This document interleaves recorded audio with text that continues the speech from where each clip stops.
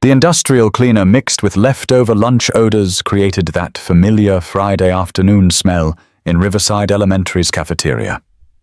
Connor Mitchell pushed his janitor's cart through the empty space, the wheels squeaking against polished linoleum as he moved between scattered crumbs and forgotten napkins. It was 1:15 p.m. Lunch period had ended 15 minutes ago, and the cafeteria should have been empty, except for the lingering scents of chicken nuggets and chocolate milk. But it wasn't empty. In the far corner near the windows overlooking the playground, where children's laughter drifted through the glass like distant music, sat a girl in a wheelchair. She was maybe 9 or 10, with straight blonde hair falling like a curtain around her face as she bent over a sketchbook. Her small frame was perfectly still, perfectly alone, surrounded by the echoes of conversation and friendship that had moved on without her. Connor stopped mid-push, his calloused hands gripping the cart handle. He'd been working at Riverside Elementary for 8 months now, ever since his aerospace engineering career had imploded, along with his company's defense contracts. Single fatherhood had forced him to take whatever stable job came with health insurance, even if it meant trading equations for mop buckets and late-night custodial shifts. He'd learned to be invisible, to clean around the edges of other people's lives without drawing attention to his fall from professional grace. But something about this scene felt wrong. A child forgotten, left behind, while life continued around her. He approached slowly, his work boots squeaking against the floor. "Hey there," he said gently, not wanting to startle her. "You okay?" The girl looked up, her bright blue eyes intelligent but carrying something resigned that no child should have to bear. There was surprise in her expression, as if adults rarely spoke to her directly. "Oh, hi," she said, her voice matter-of-fact. "Yeah, I'm fine." "The cafeteria closed 15 minutes ago," Connor said, glancing around at the empty tables and chairs. "Where's your teacher? Your aide?" "Mrs. Patterson had an emergency with another student." The girl's voice was rehearsed, like she'd explained this situation before. "She'll be back soon." She paused, then added with heartbreaking casualness, "Everyone forgets I'm here sometimes." The words hit Connor like a punch to the chest, not because they were said with anger or self-pity, but because they were stated as simple fact. This child had accepted invisibility as her permanent condition. Connor pulled out a chair and sat down at her eye level, his janitor's uniform crinkling. The gesture seemed to surprise her. "I'm Connor," he said. "I work here. What's your name, Lily?" She gestured at her sketchbook, which was filled with intricate butterfly drawings. "I was just finishing this monarch. Did you know they migrate thousands of miles? Some travel from Canada all the way to Mexico." Connor leaned closer, genuinely impressed by the detail in her artwork. The butterfly's wings were shaded with professional-level precision, each pattern carefully observed and recreated. "These are incredible, Lily. You're really talented." Something shifted in Lily's expression, a flicker of surprise that someone was actually looking at her work instead of just her wheelchair. "Thanks," she said softly. "Most people don't notice?" "Well, I'm noticing," Connor said, studying the drawing more carefully. "That shading technique is amazing. How long have you been drawing butterflies? Since I was little. My dad used to take me to the butterfly conservatory before he—" She trailed off, then recovered. "I like studying their migration patterns. Monarchs are incredible navigators. They use the sun and magnetic fields to find their way thousands of miles to places they've never been." Connor found himself genuinely interested. "That's fascinating. What else do you know about them?" For the next 10 minutes, they talked about butterflies and migration patterns, about the difference between monarchs and painted ladies, about how caterpillars transform in their chrysalis. Lily's face grew more animated with each question Connor asked, her intelligence shining through as she explained complex scientific concepts with the enthusiasm of someone who rarely had an audience for her knowledge. "Did you know," Lily said, her eyes bright with excitement, "that monarch butterflies weigh less than a paperclip, but they can fly 3,000 miles? Their wings are basically just scales, but they're perfectly designed for long-distance flight. I had no idea, Connor admitted. That's incredible engineering. The aerodynamics must be amazing. You know about engineering? Lily asked, tilting her head curiously. Connor felt a familiar pang. A little, he said. I used to work with airplanes. Before Lily could ask more questions, Mrs. Patterson rushed back in, her face flushed and apologetic. Lily, I'm so sorry, sweetheart. Tommy had an accident in the bathroom and I couldn't leave him, and by the time I got help... She noticed Connor sitting with Lily. Oh, hello. I hope she wasn't bothering you. Not at all, Connor said, standing up. We were just talking about butterflies. Lily knows more about migration than most scientists. Lily beamed at the compliment as Mrs. Patterson helped her gather her things. As they prepared to leave for afternoon classes, Lily glanced back over her shoulder at Connor. Thank you for talking to me, she said quietly. About butterflies? Thank you for teaching me, Connor replied. I learned something new today. She smiled then, small and uncertain, but real. That night, lying in his cramped two-bedroom apartment after putting 7-year-old Emma to bed, Connor couldn't stop thinking about those words. Everyone forgets I'm here sometimes. He knew that feeling. After his wife Jennifer died in that car accident 3 years ago, after the insurance money barely covered funeral costs, after his engineering firm downsized him out of a job. Along with half their workforce, Connor had become invisible too. The professional colleagues who'd once respected his expertise didn't return his calls. The neighbors who'd attended backyard barbecues suddenly found reasons to cross the street. Being invisible was a special kind of loneliness, the kind that made you wonder if you'd stopped mattering entirely. He thought about Lily, brilliant and kind, sitting alone in that cafeteria day after day. He thought about her butterfly drawings and her scientific enthusiasm, and the way her face had lit up when someone actually listened to her knowledge. Tomorrow he decided he'd bring an extra sandwich. 32 floors above downtown Seattle, Victoria Chen stood at the floor-to-ceiling windows of her corner office, watching the late afternoon sun cast long shadows across Elliott Bay. Her reflection stared back from the glass, a woman in an immaculate navy suit, with her dark hair pulled into a severe bun, diamond earrings catching the light. At 38, she commanded one of the fastest-growing technology companies on the West Coast, but right now she felt utterly powerless. Miss Chen. Her assistant's voice came through the intercom. Your car is waiting for the airport. The Tokyo flight departs at 6:30. Victoria closed her eyes briefly. Another international trip, another missed dinner with Lily. Another evening of explaining to her daughter through video calls why Mommy had to work late again. Tell them 5 more minutes, she said. Her phone buzzed with a text from Lily's aide. Lily had a good day at school, working on butterfly project for science fair. Will be in bed by 8 p.m. The message was professional, efficient, and completely devoid of the warmth Victoria desperately wanted to provide, but didn't know how to give. Victoria had built Chen Technologies from a startup in her garage to $1 billion empire, but every success felt hollow when measured against her failures as a mother.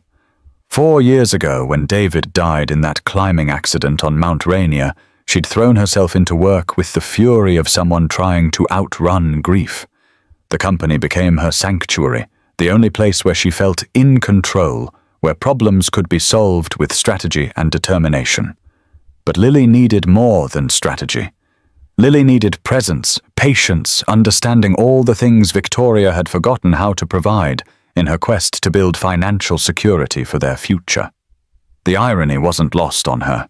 She'd spent 4 years creating a fortune to ensure Lily would never want for anything, while her daughter wanted for the one thing money couldn't buy: her mother's attention.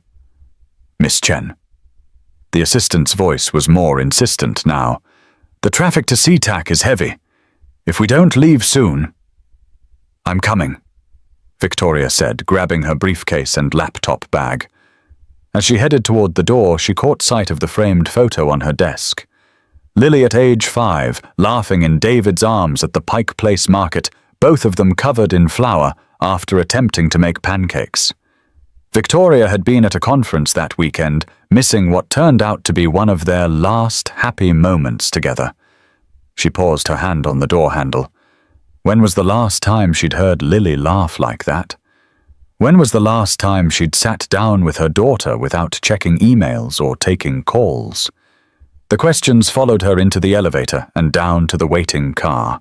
Meanwhile, across town in their small apartment near Northgate, Connor was helping Emma with her math homework at their kitchen table. The space was modest clean, but worn with second-hand furniture and appliances that had seen better days. Emma sat on a booster seat, her tongue poking out the side of her mouth as she concentrated on addition problems. The same expression Connor remembered from her mother. "Dad, this one's hard," Emma said, pointing to a word problem about trains and distances. Connor looked at the problem, and for a moment his engineer's mind automatically began calculating rates and times before he caught himself. "Let's think about it together," he said, pushing aside memories of complex calculations and aerodynamic models. "If the train leaves Chicago at 2 p.m. and travels 60 miles per hour, why don't you do the airplane job anymore?" Emma asked suddenly, her question interrupting his explanation. "You used to go to work in nice clothes and come home not tired." The question hit harder than Connor expected. How do you explain to a 7-year-old that sometimes life takes everything you thought you were and leaves you starting over? That sometimes the world decides you're not important anymore? "I like this job better," Connor said. Which wasn't entirely true. "It means I can be home with you more. Remember how Daddy used to travel for work, and you'd stay with Mrs. Patterson for days?" Emma nodded solemnly. "I like you being home more too, but are you sad about it? Sometimes you look sad when you're cleaning your work clothes." Children saw everything Connor realized, his pride, his grief, his daily struggle to accept that providing stability for Emma mattered more than his bruised ego. "Sometimes grown-ups have to make hard choices," he said gently. "But I'm not sad when I'm with you." "Good," Emma said, returning to her math problem. "Because you're the best dad even if your job isn't fancy." After Emma was in bed, Connor sat at the kitchen table with a beer and his laptop scrolling through job listings for engineering positions. The requirements had changed during his 3 years away from the field. New software, new regulations, new technologies that made his experience seem outdated. The rejections came regularly now. Polite emails explaining that they'd found someone with more recent experience. His phone buzzed with a text from his neighbor. Heard Emma giggling during homework. Good to hear laughter in that apartment again. Mrs. Patterson was right. For the first time since Jennifer's death, their small apartment felt like a home instead of just a place to exist. Emma was thriving in school, making friends, building the normal childhood. Connor was determined to provide, despite their circumstances. Maybe that was enough. Maybe being the best father he could be was more important than reclaiming his professional identity. But late at night, in the quiet hours when Emma was asleep and the weight of responsibility felt heaviest, Connor couldn't shake the feeling that he'd lost more than a job. He'd lost himself, his purpose, his sense of contributing something meaningful to the world. The butterfly conversation with Lily had reminded him what it felt like to use his mind for something beyond mopping floors and emptying trash cans. Tomorrow he decided he'd find Lily again. Maybe they could both use a friend who understood what it meant to feel invisible. The next Monday, Connor found himself looking for Lily during his lunch break rounds. He'd packed an extra peanut butter and jelly sandwich, telling himself it was just in case she was forgotten again, but knowing it was really because he'd enjoyed their conversation more than anything in recent memory. He found her in the same corner of the cafeteria, but today she wasn't alone. A group of 4th graders sat at a nearby table, their voices carrying across the space as they planned their afternoon recess games. Lily sat with her sketchbook open, occasionally glancing their way, but never being included in the conversation. "Mind if I join you?" Connor asked, pulling out his lunch and the extra sandwich. The teacher's lounge smells like burnt coffee and broken dreams. Lily laughed a sound like wind chimes that made the nearby table of children look over curiously. "Only if you want to hear about butterfly metamorphosis," she said. "That's exactly what I want to hear about," Connor replied, settling into the chair beside her wheelchair. Over the following weeks, it became their routine. Every day during his lunch break, Connor would sit with Lily, sharing his simple sandwiches while she shared her vast knowledge of Lepidoptera. He learned that she had cerebral palsy affecting her legs, but leaving her brilliant mind completely unimpacted. He learned that she wanted to be a marine biologist when she grew up, fascinated by the migration patterns of sea creatures, the way she was obsessed with butterfly journeys. "Did you know," Lily said one afternoon, carefully shading the wings of a swallowtail butterfly, "that some sea turtles migrate 10,000 miles? They use magnetic fields to navigate, just like butterflies use the sun." I didn't know that, Connor admitted, genuinely fascinated. How do they remember the route scientists think it's genetic memory? Lily explained, her eyes bright with enthusiasm. Baby turtles born on a beach somehow know to swim to feeding grounds their parents used thousands of miles away. It's like they inherit a map. Connor found himself looking forward to these conversations more than he wanted to admit. Lily was brilliant, funny, and carried a wisdom that came from being overlooked by the world. She'd learned to observe people the way scientists observe specimens, seeing patterns and understanding motivations that others missed. "You're different from other grown-ups," Lily said one day out of nowhere. "How so?" Connor asked, unwrapping his sandwich. "Most adults look at me and see the wheelchair first. They talk louder, like being in a wheelchair affects my hearing. Or they talk to whoever's pushing me instead of talking to me directly." She paused, considering her words carefully. "You look at me and see me." The observation was delivered with the matter-of-fact tone of someone who'd spent years analyzing social interactions from the outside.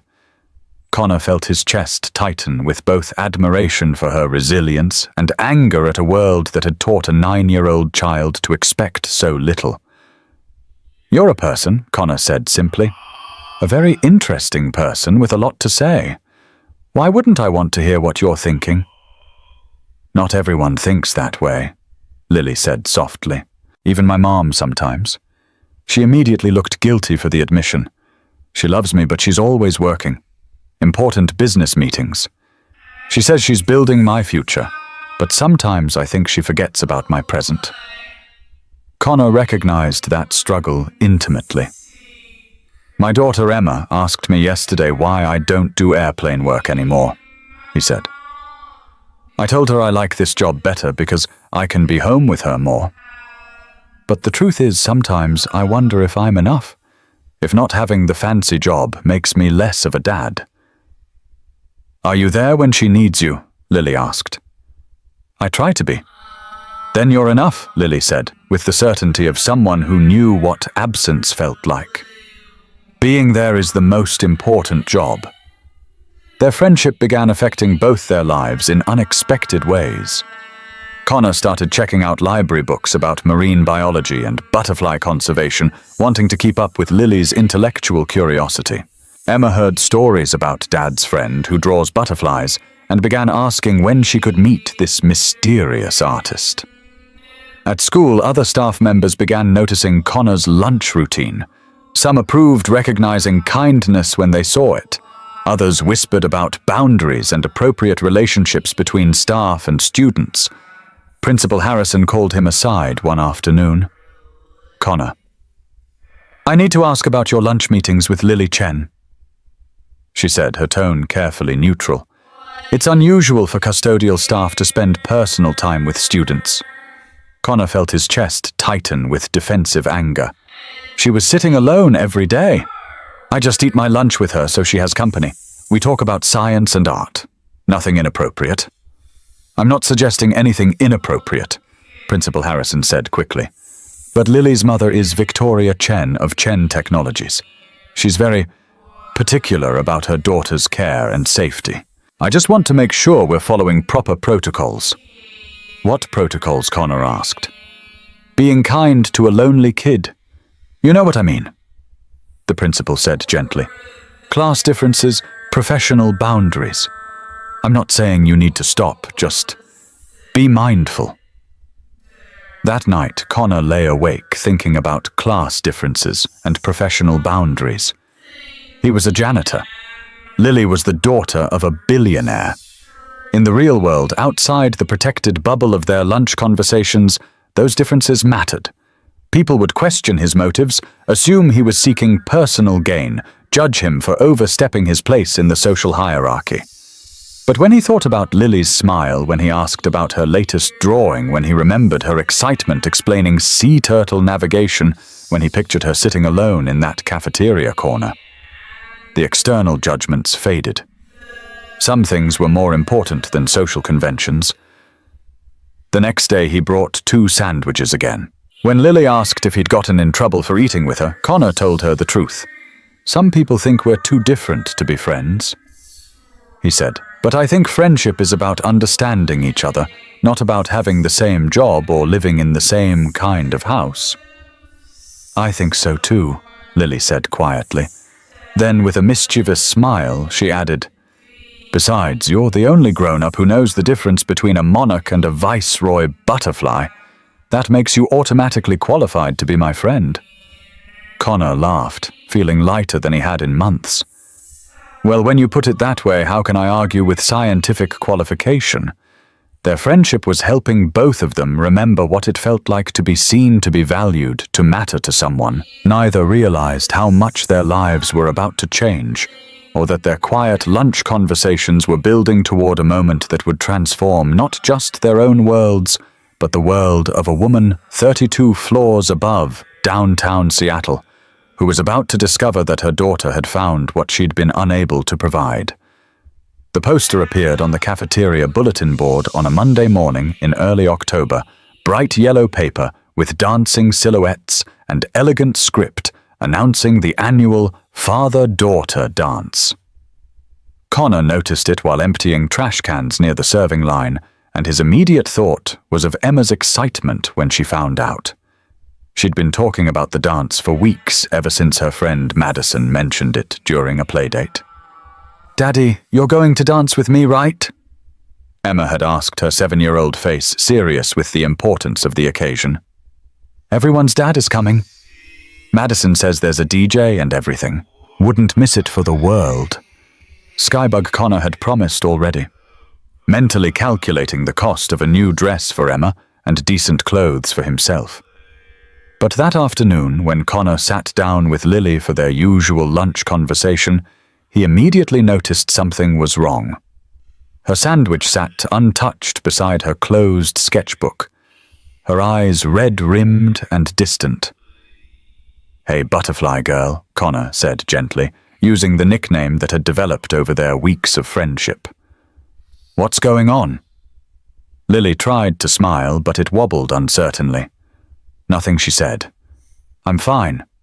Lily. Connor's voice was patient but knowing. After 3 weeks of daily conversations, he'd learned to read her moods. She let out a shaky breath.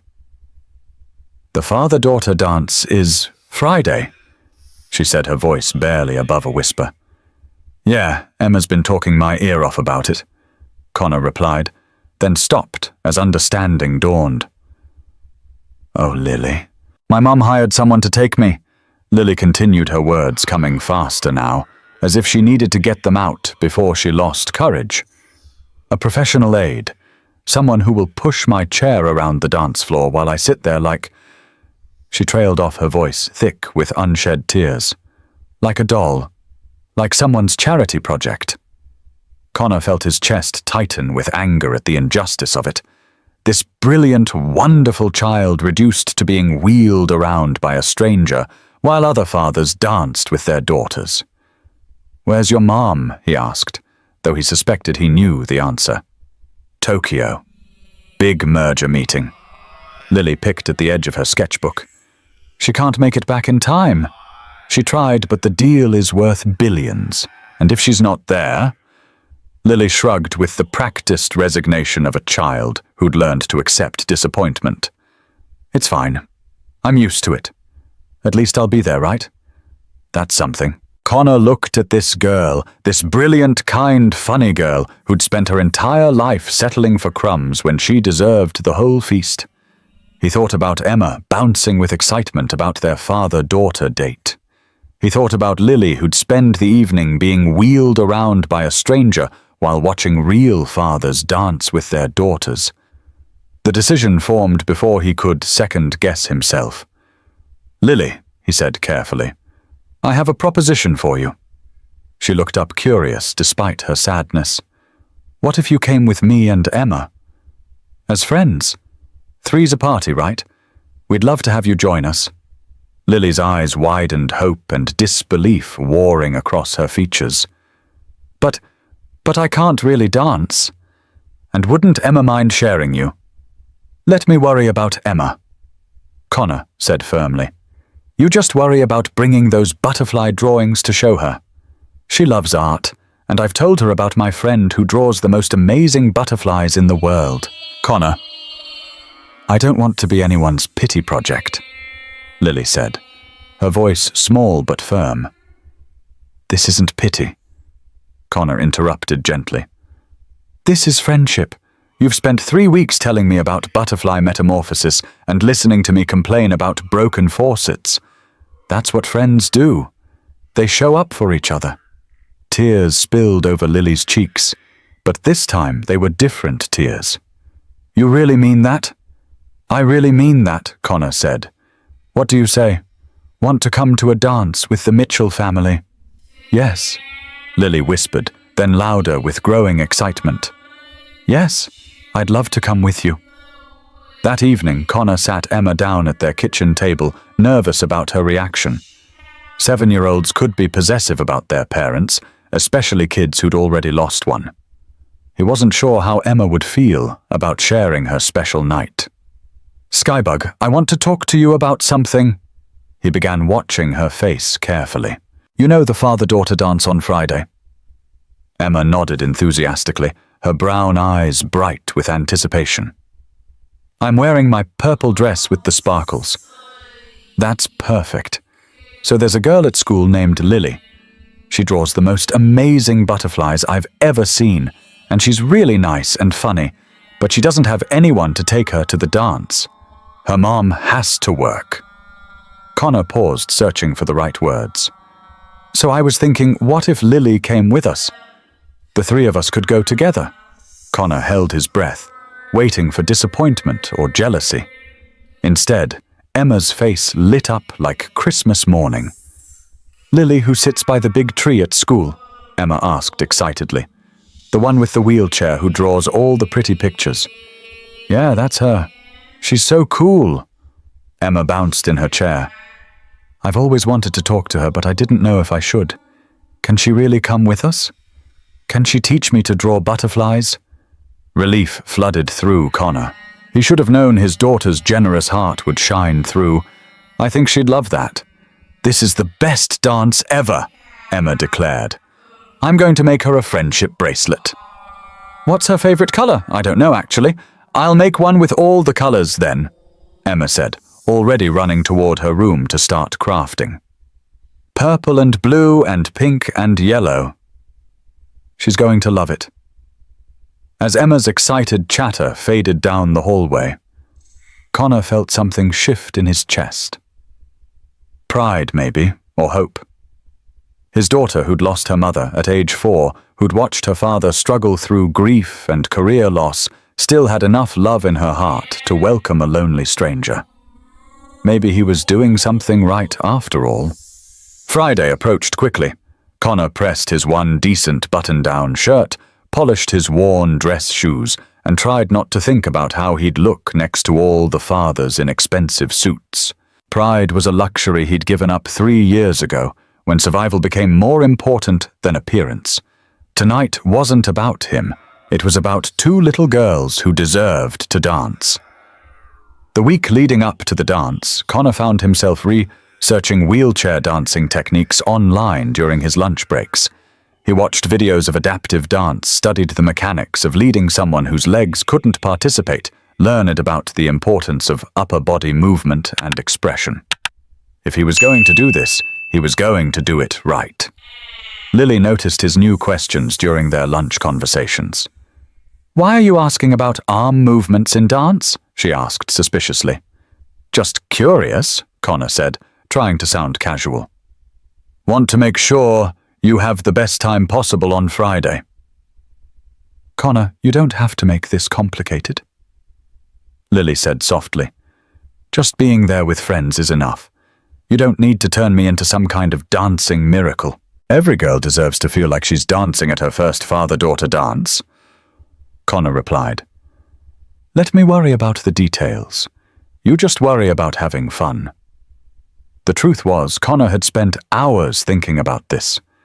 He remembered his own childhood, watching his father dance with his sister at school events, the joy on her face as she was spun and dipped and made to feel special. Every child deserved that feeling, wheelchair or not. Thursday night, as Connor helped Emma practice her curtsy and showed her how to follow a lead in simple dance steps, she asked the question he'd been dreading. "Daddy, why doesn't Lily's mum take her to the dance?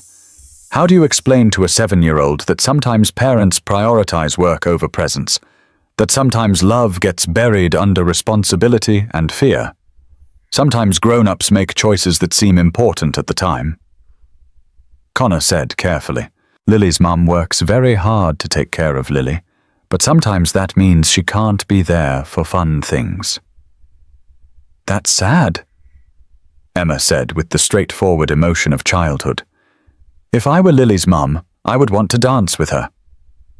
"I think Lily's mum wants to too," Connor replied. "Sometimes wanting something and being able to do it are different things."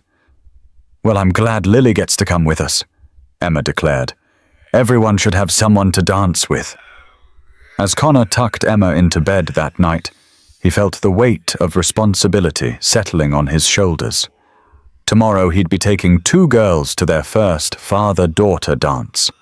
One was his biological daughter, bright and confident and secure in his love. The other was a child who'd been overlooked and forgotten, who'd learned to expect disappointment. He couldn't fix Lily's relationship with her mother. He couldn't change the circumstances that had left her sitting alone in cafeterias and hiring strangers to accompany her to school events. But he could give her one evening where she felt valued, included, seen. Sometimes Connor thought, as he turned off Emma's bedroom light, that was enough. Sometimes showing up was everything. Friday evening arrived with the crisp bite of October air that made Seattle feel alive with possibility. Connor stood in front of his bathroom mirror, adjusting his tie for the 4th time, trying to calm the nervous energy that had been building all week. His reflection showed a man in his mid-30s, brown hair, starting to show grey at the temples, wearing a shirt that was pressed but clearly not expensive. He looked like exactly what he was, a working father doing his best. "Daddy, are you ready?" Emma called from her bedroom. "I need help with my hair." Connor found her standing in front of her small mirror, wearing her purple dress with sequined flowers, her hair in various stages of attempted styling. She'd been working on it for 20 minutes, determined to look perfect for her first real dance. "Let me help, Connor," said, grabbing her brush and hair ties. As he worked to create something approaching a neat ponytail, Emma chattered excitedly. "Do you think Lily will like my friendship bracelet? I made it with all the colors because I couldn't decide. And I practiced my dance moves like you showed me. Do you think she knows how to dance in her wheelchair?" "I think Lily is going to love whatever we do tonight," Connor said, securing the hair tie. "The important thing is that she knows we're happy she's coming with us." 20 minutes later, they pulled up to the Chen residence in Connor's 12-year-old Honda Civic. The contrast was jarring, though Connor had expected it. The house was a sprawling, modern estate, with floor-to-ceiling windows, a circular driveway, and landscaping that probably cost more than Connor made in a year. His beat-up car looked embarrassingly out of place against the backdrop of obvious wealth. Wow, Emma breathed, her face pressed against the passenger window. It's like a princess castle. It's just a house, Skybug, Connor said, though his stomach churned with inadequacy. Lily lives here, but she's still our friend. Remember that. A professionally dressed woman in medical scrubs answered the door when Connor rang the bell. She looked confused to see them standing there. Hello, she said politely. Can I help you? I'm Connor Mitchell, Connor said, trying to project confidence he didn't feel. I'm here to pick up Lily for the father-daughter dance. Oh, there must be some confusion, the woman said, glancing at a clipboard in her hand. Mrs. Chen arranged for me to accompany Lily tonight. I'm her aide for the evening. Plans changed, Connor said firmly but politely. Lily's coming with friends tonight. Is she ready? The aide hesitated clearly, uncertain about protocol. Mrs. Chen was very specific about the arrangements. Sophie Lily's voice called from inside the house. Is that Connor? Lily wheeled into view, and Connor's heart squeezed with emotion. She wore a flowing purple dress that made her look like royalty, her blonde hair curled and clipped back with butterfly barrettes that caught the light. Her face glowed with nervous excitement, but also something Connor had rarely seen in their lunch conversations, pure joy. You came, she whispered, as if she'd half expected him not to show up despite his promises. I always keep my promises. Butterfly girl, Connor said. Emma stepped forward, holding out a bracelet woven from purple, blue, pink, and yellow threads. I made this for you. We're going to have so much fun tonight. Lily's eyes filled with tears as Emma fastened the bracelet around her wrist. Thank you, she said, her voice thick with emotion. I love it. It's the most beautiful bracelet I've ever seen. Your wheelchair is so cool. Emma continued examining the wheels with scientific interest. Can I push you to the car? I'll be really careful. Sure, Lily said, laughing at Emma's enthusiasm. But I should warn you, I've gotten pretty good at driving this thing myself. As they made their way to the car, Connor noticed the aide watching from the doorway, her phone in her hand, probably calling Victoria Chen to report the change in plans. He felt a moment of anxiety about overstepping boundaries, about the possible consequences of his decision to include Lily. But then he looked at the two girls already chattering like old friends as Emma helped Lily navigate the front steps, and his doubts faded. Some things were more important than protocol. The drive to Riverside Elementary was filled with excited conversation. Lily admired Emma's dress. Emma explained her dance moves, and both girls planned their strategy for the evening. My dad is really good at the slow songs, Emma announced, but he's terrible at the fast ones. He looks like a robot, I heard that Connor said from the driver's seat, making both girls giggle. What about you, Lily? Emma asked. Do you know how to dance? Lily's excitement dimmed slightly. Not really. I mean, I can move my arms, but my legs don't work like yours do. That's okay, Emma said with the matter-of-fact acceptance of childhood. My dad figured out how to make it work. He's really smart about solving problems. Connor caught Lily's eyes in the rearview mirror. Trust me, he asked. She nodded, her smile returning. I trust you. When they arrived at the school, the transformation was immediate and magical. The gymnasium had been decorated with twinkling string lights, paper stars hanging from the ceiling, and a DJ playing upbeat pop music. Fathers in suits and ties were already spinning their daughters across the polished floor, laughter and music filling the space with warmth and joy. Connor immediately felt self-conscious in his pressed but faded shirt and discount tie. Several dads glanced at him, then at Lily's wheelchair, their expressions ranging from curiosity to that particular brand of polite discomfort that well-meaning people wore when confronted with disability. But Lily didn't notice the stares. She was too busy taking in the decorations, the music, the magic of being included in something she'd only watched from the outside. This is beautiful. She breathed, her eyes wide with wonder. Come on, Emma, said, wheeling Lily toward the refreshment table. Let's get punch. It's in a glass slipper. Connor hung back, watching the two girls interact with the ease of children who didn't see wheelchairs or differences, just potential for friendship.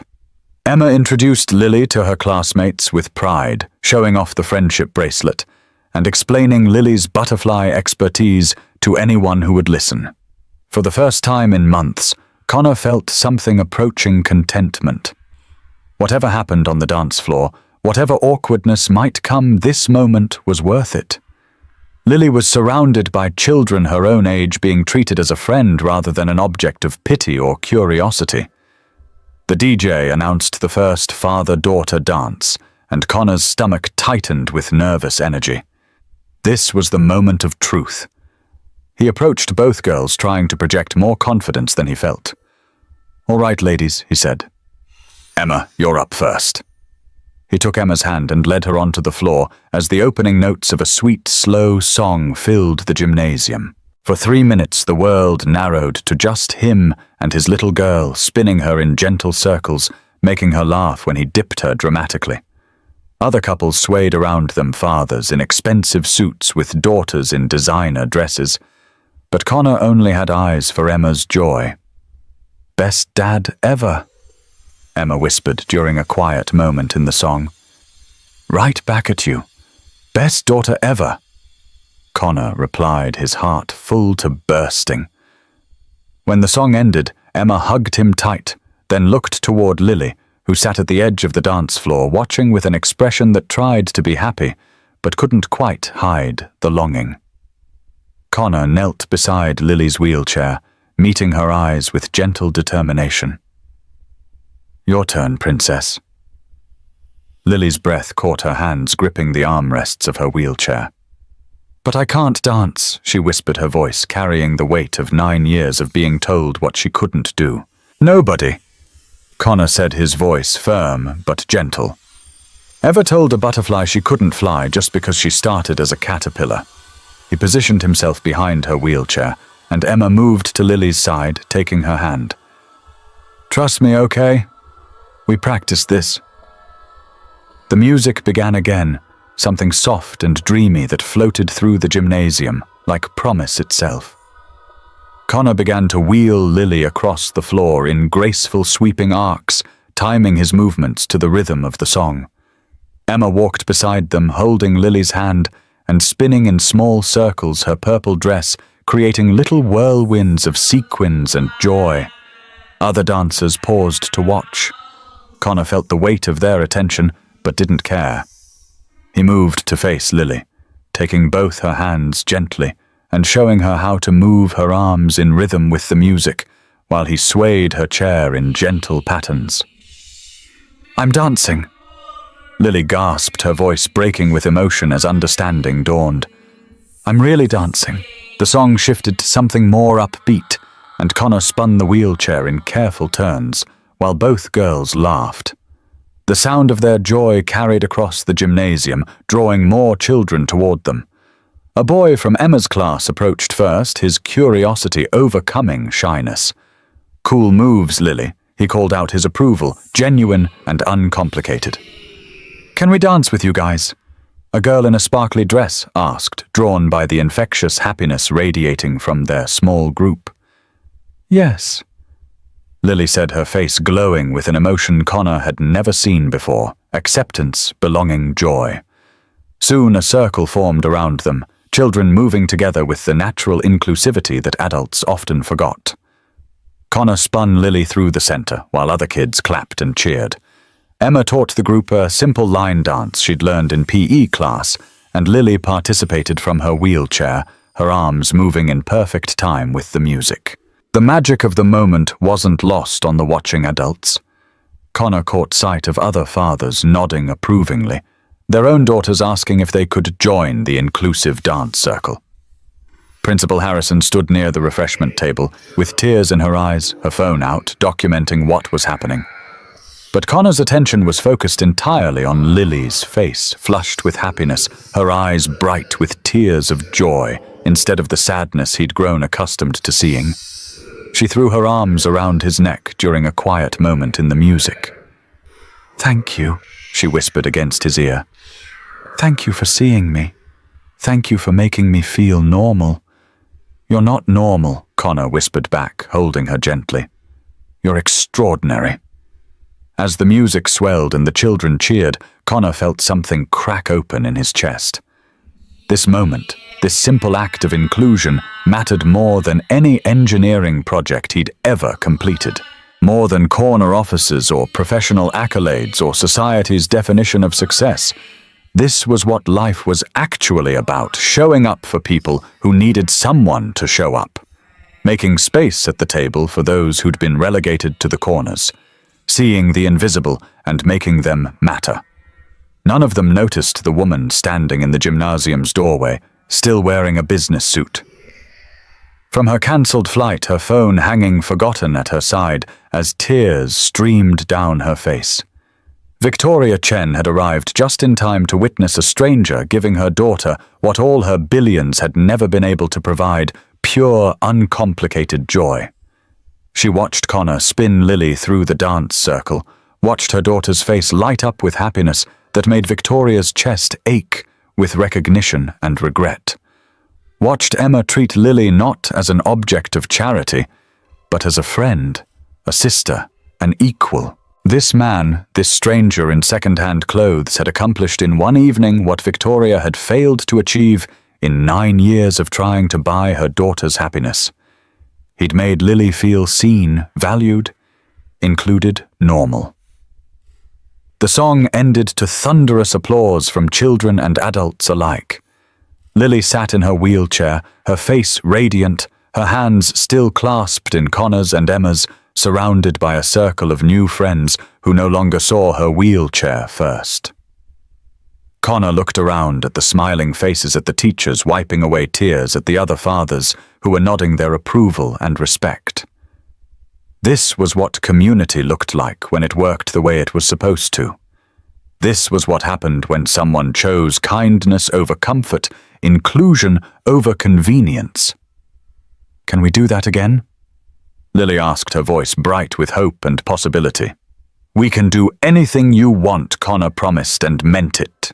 As the evening continued with more dancing, more laughter, more moments of pure joy, none of them realized how profoundly this night would change their lives. They couldn't know that Victoria Chen was already making phone calls, cancelling meetings, restructuring priorities around a daughter she was finally ready to really see.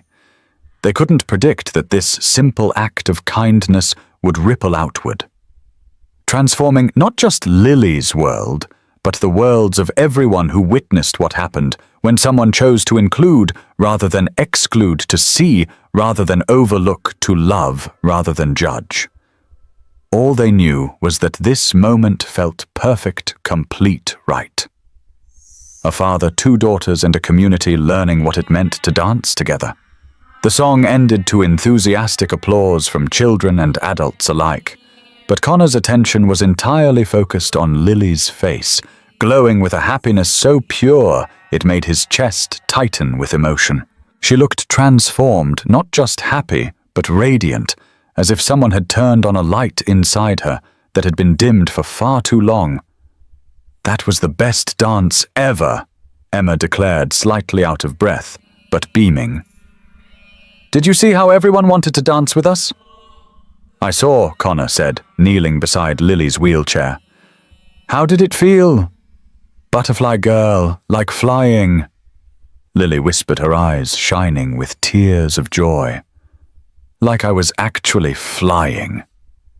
The moment of perfect contentment was interrupted by a subtle shift in the atmosphere around them. Conversations grew quieter, heads turned, and Connor felt the weight of attention settling on their small group in a way that made his protective instincts flare. A woman stood in the gymnasium doorway, and even from across the room Connor could feel the power she commanded. She was tall, elegant, wearing an obviously expensive business suit that screamed boardroom authority. Her dark hair was pulled back in a sleek bun, and her face carried the kind of composed expression that came from years of commanding rooms full of powerful people. But as Connor watched, that composure cracked. Her carefully controlled expression shifted to something raw and vulnerable as her eyes found Lily still surrounded by the circle of laughing children, still glowing with the aftermath of being truly included. Mummy Lily's voice carried across the gymnasium, filled with surprise and delight. "Mummy, you came! Look, I was dancing. I was really dancing!" Every conversation in the room stopped. All eyes turned from the billionaire CEO in the doorway to the girl in the wheelchair to the man in the faded shirt who had somehow orchestrated this moment of magic. Victoria Chen began walking toward them, her heels clicking against the polished gymnasium floor with a sound that seemed to echo in the sudden quiet. The crowd parted before her the way crowds always did for people with money and power, but Connor noticed how small she looked despite her obvious authority. How uncertain her steps became as she approached her daughter. Up close, Connor could see that Victoria was younger than he'd expected, maybe late 30s, with the kind of striking features that would have been beautiful, if not for the exhaustion carved into every line of her face. Her designer suit couldn't hide the fact that she looked like someone who hadn't slept in days, and her eyes, despite their obvious intelligence, held a depth of pain that Connor recognized. "Ms. Chen," he said quietly, standing up and straightening his shoulders despite feeling completely outclassed. "I apologize if I overstepped. Lily mentioned you couldn't make it, and I just thought—" He gestured helplessly toward the circle of happy children. "I thought your daughter deserved to dance." Victoria's gaze moved from Connor to Lily, who was practically vibrating with excitement in her wheelchair, then back to Connor. When she spoke, her voice cracked despite her obvious attempt at control. "You thought," she said slowly, "my daughter deserved more than a paid companion. You thought she deserved to be just a little girl at a dance." Connor met her eyes, reading the pain and guilt and desperate hope there. Every child deserves that. The simple statement hung between them, carrying weight that went far beyond the moment. Around them, the noise of the dance gradually resumed as people turned back to their own conversations, but Connor felt the intensity of Victoria's attention like a physical force. "I don't know how to thank you, Victoria," whispered her composure, finally cracking completely. "I don't know how to thank you for giving her what I couldn't." Lily wheeled forward, reaching for her mother's hand with an excitement that made Connor's chest ache. "Mom, this is Connor. He has lunch with me every day, and he knows everything about engineering and butterflies. And this is Emma. She's my best friend, and she made me this beautiful bracelet." Connor watched Victoria's face as the words hit her. Every day. He had lunch with Sophie every day. The realization that her daughter had been forming this meaningful relationship. This daily connection, while Victoria had been halfway around the world closing deals, was visible in her expression like a physical blow. Every day, Victoria repeated quietly, her voice thick with emotion. "Just lunch," Connor said quickly, not wanting to add to her obvious guilt. "We talk about science and art. Lily's incredibly smart. She knows more about migration patterns than most marine biologists." Victoria knelt down, difficult in her pencil skirt and heels, and looked at Lily properly. Really looked at her perhaps for the first time in months. She saw the purple dress Lily had chosen herself. The butterfly barrettes Connor had never seen before. The friendship bracelet Emma had made with such care. She saw the pure joy in her daughter's eyes, the confidence that came from feeling valued and included. "You look beautiful, baby," Victoria said, her voice breaking. "I'm so sorry I almost missed this." "But you're here now," Lily said, her forgiveness immediate and unconditional in the way only children could offer. "That's what matters." Victoria stood slowly, turning back to Connor, with an expression that seemed to be warring between gratitude and something that looked like desperation. "Would you—" she began, then stopped, seeming to gather courage. "Would you and Emma join us for dinner this weekend? Please. I'd like to properly thank you, and I'd like to get to know the people who've been there for my daughter when I wasn't." Connor hesitated, his eyes automatically dropping to his worn shoes, suddenly acutely aware of the vast gulf between their circumstances. Around them, he could feel other parents watching, listening, judging. The janitor and the billionaire, brought together by a child's need for connection. But then he looked at Lily's hopeful face, at Emma's excited expression, and nodded. "We'd be honored," he said simply. As the dance continued around them and other father-daughter pairs returned to the floor, Connor found himself in the surreal position of making small talk with one of the most powerful women in Seattle. Victoria asked Emma about school, complimented both girls on their dresses, and tried to navigate normal social interaction while clearly struggling with emotions she rarely allowed herself to feel. Connor watched her with fascination and growing respect. This wasn't the cold, calculating businesswoman he'd expected based on office gossip and media portrayals. This was a mother who was clearly drowning in guilt and regret, who was trying desperately to connect with a daughter she'd somehow lost along the way. When the DJ announced the last dance of the evening, Victoria surprised everyone by asking if she could dance with Lily. Connor showed her the basic technique he'd developed, how to move the wheelchair in rhythm with the music, how to encourage Lily's upper body movement while maintaining the connection between them. Watching Victoria dance with Lily, both of them crying and laughing at the same time, Connor felt something profound shift in the gymnasium. This wasn't just about one evening or one dance. This was about a family finding their way back to each other, about walls coming down, about love, finding a way to bridge even the widest gaps. As they prepared to leave, Victoria turned to Connor one more time. "Thank you," she said, her voice steady now, but her eyes still bright with tears. "For seeing her, for making her visible, for giving her something I didn't know how to give." "She was always visible," Connor replied gently. "Sometimes we just need help learning how to look." The drive home was quiet, both Emma and Lily exhausted from the excitement of the evening. But Connor felt a strange energy humming through him, a sense that something fundamental had changed, not just in Lily's life, but in his own. For the first time since losing his engineering career, since becoming invisible himself in the wake of personal and professional loss, Connor felt like he'd contributed something meaningful to the world, not through complex calculations or technical expertise, but through the simple act of showing up, of seeing someone who needed to be seen. As he tucked Emma into bed and listened to her excited recap of the evening, Connor couldn't shake the feeling that tonight had been the beginning of something much larger than a simple act of kindness. Victoria Chen's gratitude had felt desperate hungry, like someone who'd been starving for connection without realizing it. Tomorrow, Connor thought as he turned off Emma's bedroom light, everything would change. For all of them.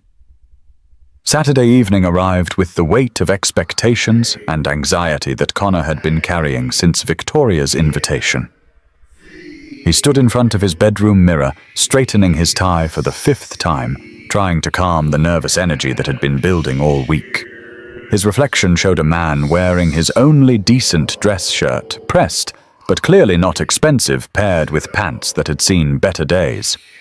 He looked like exactly what he was, a working father who'd bought his clothes at discount stores and wore them carefully to make them last. "Daddy, are you nervous?" Emma asked from his bedroom doorway, wearing her second-best dress and shoes that actually fit her growing feet. A little, Connor admitted. "Sometimes it's intimidating to visit people who have very different lives than we do. But Lily's just Lily," Emma said with the simple wisdom of childhood. "It doesn't matter if her house is big, she's still our friend." Connor knelt down to Emma's level, straightening her collar. "You're absolutely right, Skybug. It's just that sometimes grown-ups worry about things that kids don't worry about. Like what? How to explain class consciousness and social hierarchies to a 7-year-old. How to articulate his fear of being judged, found wanting, dismissed as someone reaching above his station. Like whether we'll fit in, Connor said simply. Whether we'll say the right things or use the right fork. Emma considered this seriously. Well, if we don't know which fork to use, we can just ask. Lily won't mind teaching us. She teaches me about butterflies all the time. The drive to the Chen estate took them through neighborhoods that grew progressively more expensive, the houses larger and more isolated behind gates and landscaping that spoke of serious money. Connor's Honda Civic felt increasingly inadequate, with each mile his anxiety growing as they approached the address Victoria had given him. The Chen residence was even more imposing in daylight. Modern architecture with clean lines and floor-to-ceiling windows, the building seemed to float above perfectly manicured grounds. The circular driveway could have accommodated a dozen cars, and the fountain at its center probably cost more than Connor's annual salary. Emma breathed, her face pressed against the passenger window. It's like a museum. Connor parked behind a gleaming BMW that probably cost 3 times what he made in a year, feeling his Civic's rust spots and dented bumper more acutely than ever. This was a mistake. He didn't belong here in this world of wealth and privilege. Whatever Victoria's gratitude about the dance, the reality of their different circumstances would be impossible to ignore in this setting. But before he could change his mind and drive away, the front door opened and Lily wheeled out, her face bright with excitement. She wore a casual purple sweater and jeans, her hair loose around her shoulders, looking more relaxed than Connor had ever seen her at school. "You're here," she called, wheeling down the accessible ramp with practiced ease. "I've been watching for you for 20 minutes. Victoria appeared behind her, and Connor was surprised to see her in jeans and a simple sweater instead of the power suits he'd grown accustomed to imagining. She looked younger, more approachable, but also nervous in a way that made Connor realize he wasn't the only one feeling out of his depth. "Welcome to our home," Victoria said, her smile genuine but uncertain. "I hope you didn't have trouble finding us. GPS made it easy." Connor replied, helping Emma out of the car and trying to project more confidence than he felt. The inside of the house was as impressive as the exterior, with an open floor plan that seemed to go on forever, artwork that Connor recognized from museum catalogs, and furniture that looked too expensive to actually use. But Victoria led them to a more comfortable sitting room with overstuffed chairs and family photos, a space that felt lived in despite its obvious luxury. "I thought we could eat in the kitchen," Victoria said, noticing Connor's discomfort with the formal dining room they passed. "It's more normal." The kitchen was larger than Connor's entire apartment, with granite countertops and professional-grade appliances, but Victoria had clearly made an effort to make it welcoming. The lights were dimmed, candles flickered on the island, and the smell of something delicious filled the air. "I should confess something," Victoria said as they settled around the kitchen island. "I didn't actually cook this. My chef prepared everything before leaving for the weekend, but I did heat it up myself, which for me is a significant culinary achievement." Connor found himself laughing despite his nervousness. Well, heating things up properly is an underrated skill. Dinner was surprisingly comfortable. Victoria asked Emma about school, her artwork, her favorite subjects. Emma, with her natural chattiness, soon had Victoria laughing at stories about her teacher's attempts to explain fractions using pizza. And then Mrs. Rodriguez said that if you eat 3 pieces of an 8-piece pizza, you've eaten 3/8. Emma explained seriously. "But I told her that depends on how the pizza is cut, because if you cut it into really small pieces, 3 pieces might not be very much at all." "That's excellent mathematical thinking," Victoria said, genuinely impressed. "You're questioning assumptions and considering variables. That's what good scientists do." Connor watched this interaction with growing respect for Victoria. She wasn't talking down to Emma or offering the kind of patronizing attention wealthy adults sometimes gave to children. She was engaging with Emma's ideas, seriously treating her 7-year-old logic as worthy of consideration. After dinner, Victoria suggested the girls play in Lily's room while she and Connor had coffee. The suggestion felt orchestrated, deliberate, and Connor found himself alone with one of the most powerful women in Seattle, sitting at her kitchen island while their daughter's laughter echoed from upstairs.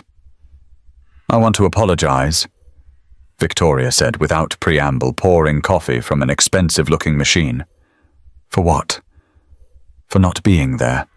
For hiring someone to take Lily instead of—" Her voice cracked slightly. "Instead of moving heaven and earth to be there myself." Connor accepted the coffee, noting absently that it was probably the best he'd ever tasted. "You were working, providing for her." No, Victoria's voice was sharp, angry at herself. "I was hiding behind mergers and meetings and conference calls because it's easier to throw money at Lily's needs than to sit with the fact that I can't fix her, that no amount of success or wealth will make her walk again." She sat down across from Connor, her carefully maintained composure cracking. "Do you know what I realized last night?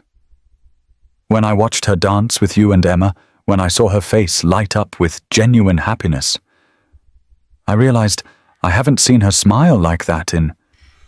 I can't remember how long." Connor stayed quiet, sensing she needed to work through this. "I didn't even know her favorite color was purple?"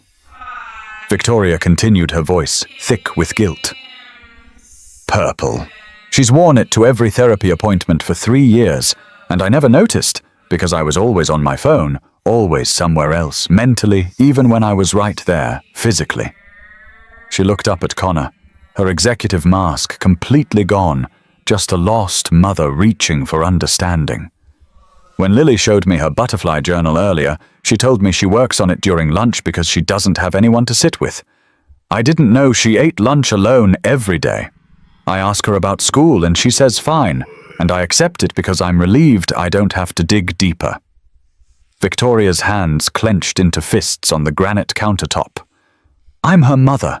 I'm supposed to be her whole world, and instead a stranger has given her more joy in 3 weeks than I have in months."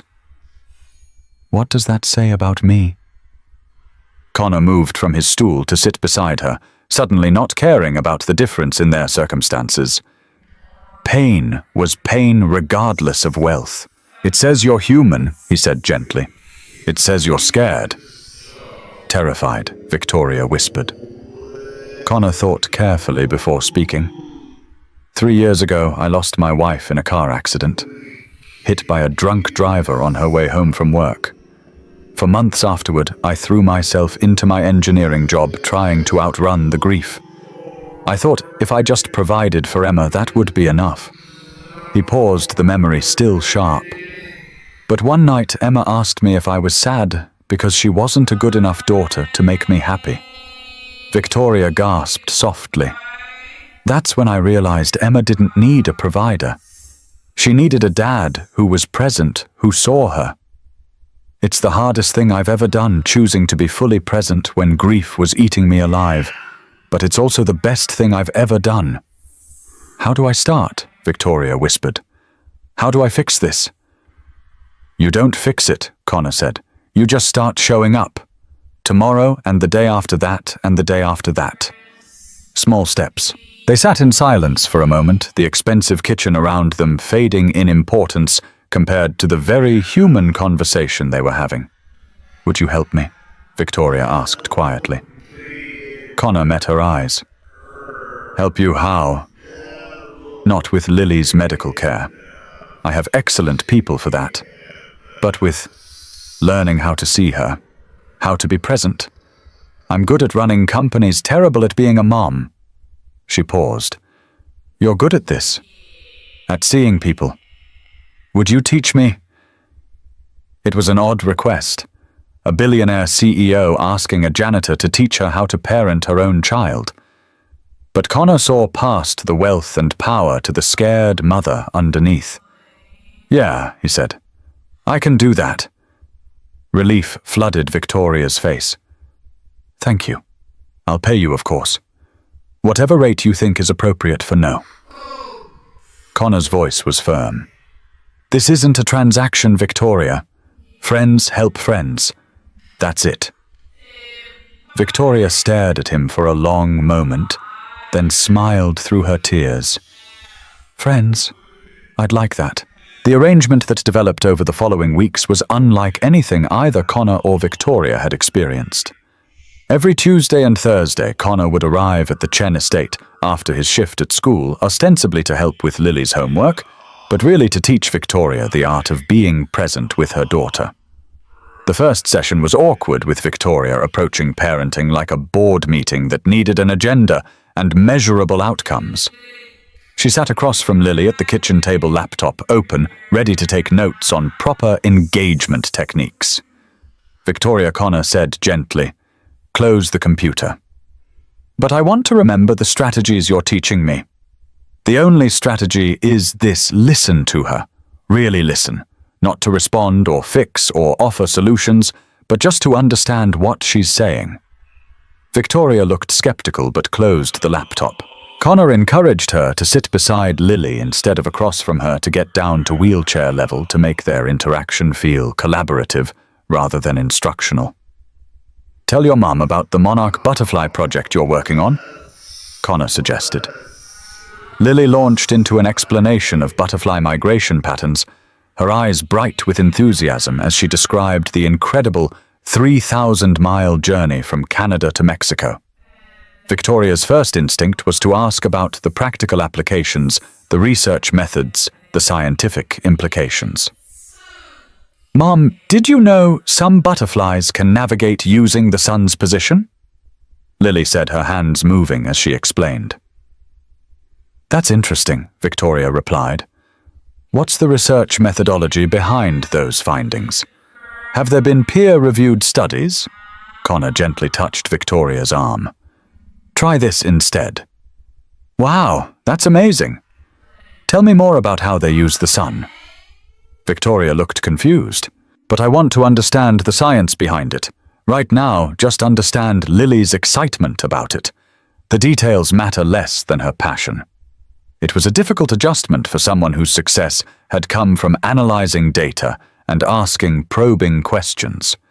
Victoria's instinct was to treat every conversation like a problem to be solved, every piece of information as data to be processed and acted upon. But slowly, over multiple sessions, she began to understand what Connor meant. When Lily talked about butterflies, she didn't need her mother to become an expert in Lepidoptera. She needed her mother to see how much the subject meant to her, to share in her wonder, to simply be present with her enthusiasm. The breakthrough came 3 weeks into their arrangement. Victoria arrived home from a particularly difficult board meeting to find Lily in the kitchen with Connor, both of them working on a science fair display about migration patterns.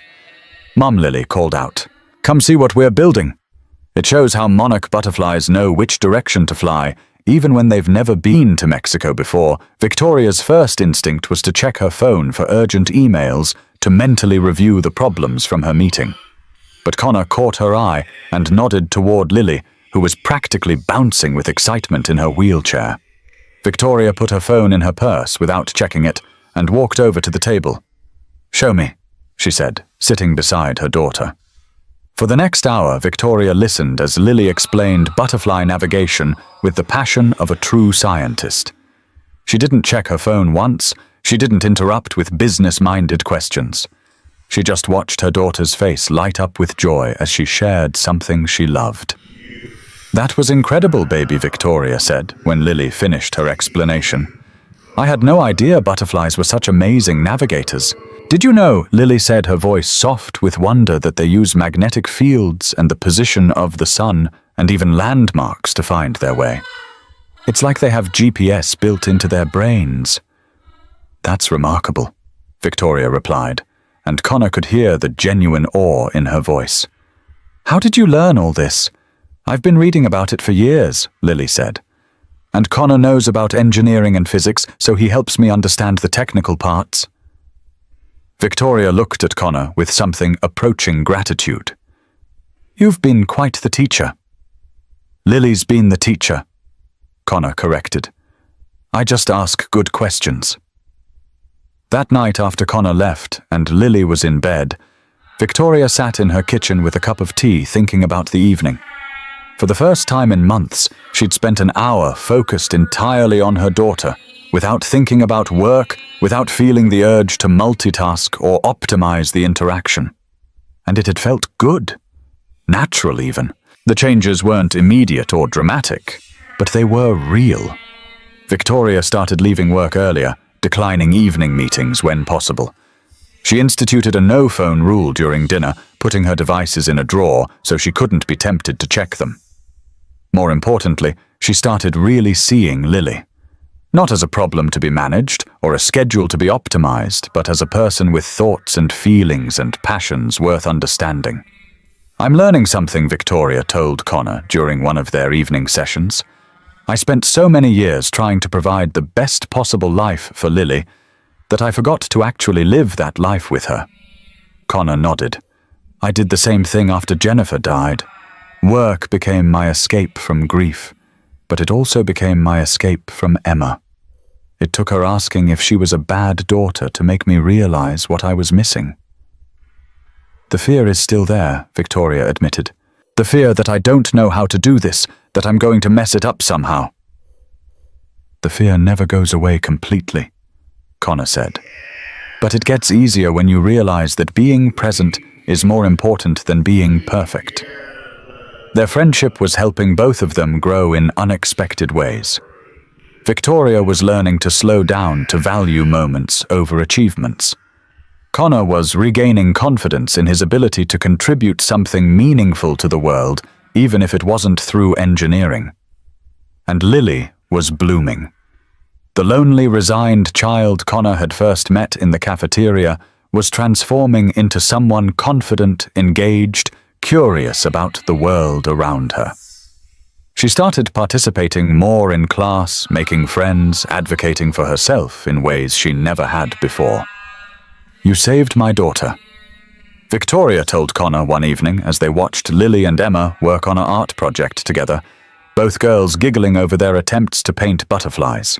"I didn't save anyone," Connor replied. "I just showed up. You're the one doing the hard work of changing." Victoria watched her daughter.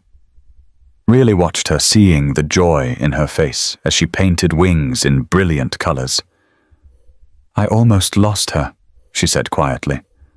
"Not to death or disease, but to my own inability to see what was right in front of me." "But you didn't lose her," Connor pointed out. "You're here now. You're learning. You're showing up. Because you taught me how." Connor looked at Victoria, seeing not the powerful CEO, but the grateful mother, the woman who'd been brave enough to ask for help and vulnerable enough to change. "Friends help friends," he said simply. "That's what we do." Neither of them realized how much their friendship was beginning to mean to each other, or how the foundation they were building through their shared commitment to Lily's happiness was creating something that would soon become much more complicated than either had anticipated. 8 months after the father-daughter dance, Connor's Tuesday and Thursday visits to the Chen estate had evolved into something that felt less like lessons and more like family time. Victoria's transformation as a mother wasn't dramatic, but it was profound. She'd learned to listen without trying to fix, to be present, without multitasking to value Lily's emotional needs as much as her physical or educational ones. The breakthrough moments came in small, ordinary instances, like the afternoon Connor arrived to find Victoria and Lily sitting together on the kitchen floor, both covered in flour, laughing over a failed attempt at making butterfly-shaped cookies. "I thought we could surprise you," Victoria said, gesturing helplessly at the floury disaster around them. "But apparently baking is harder than hostile corporate takeovers." "Much harder."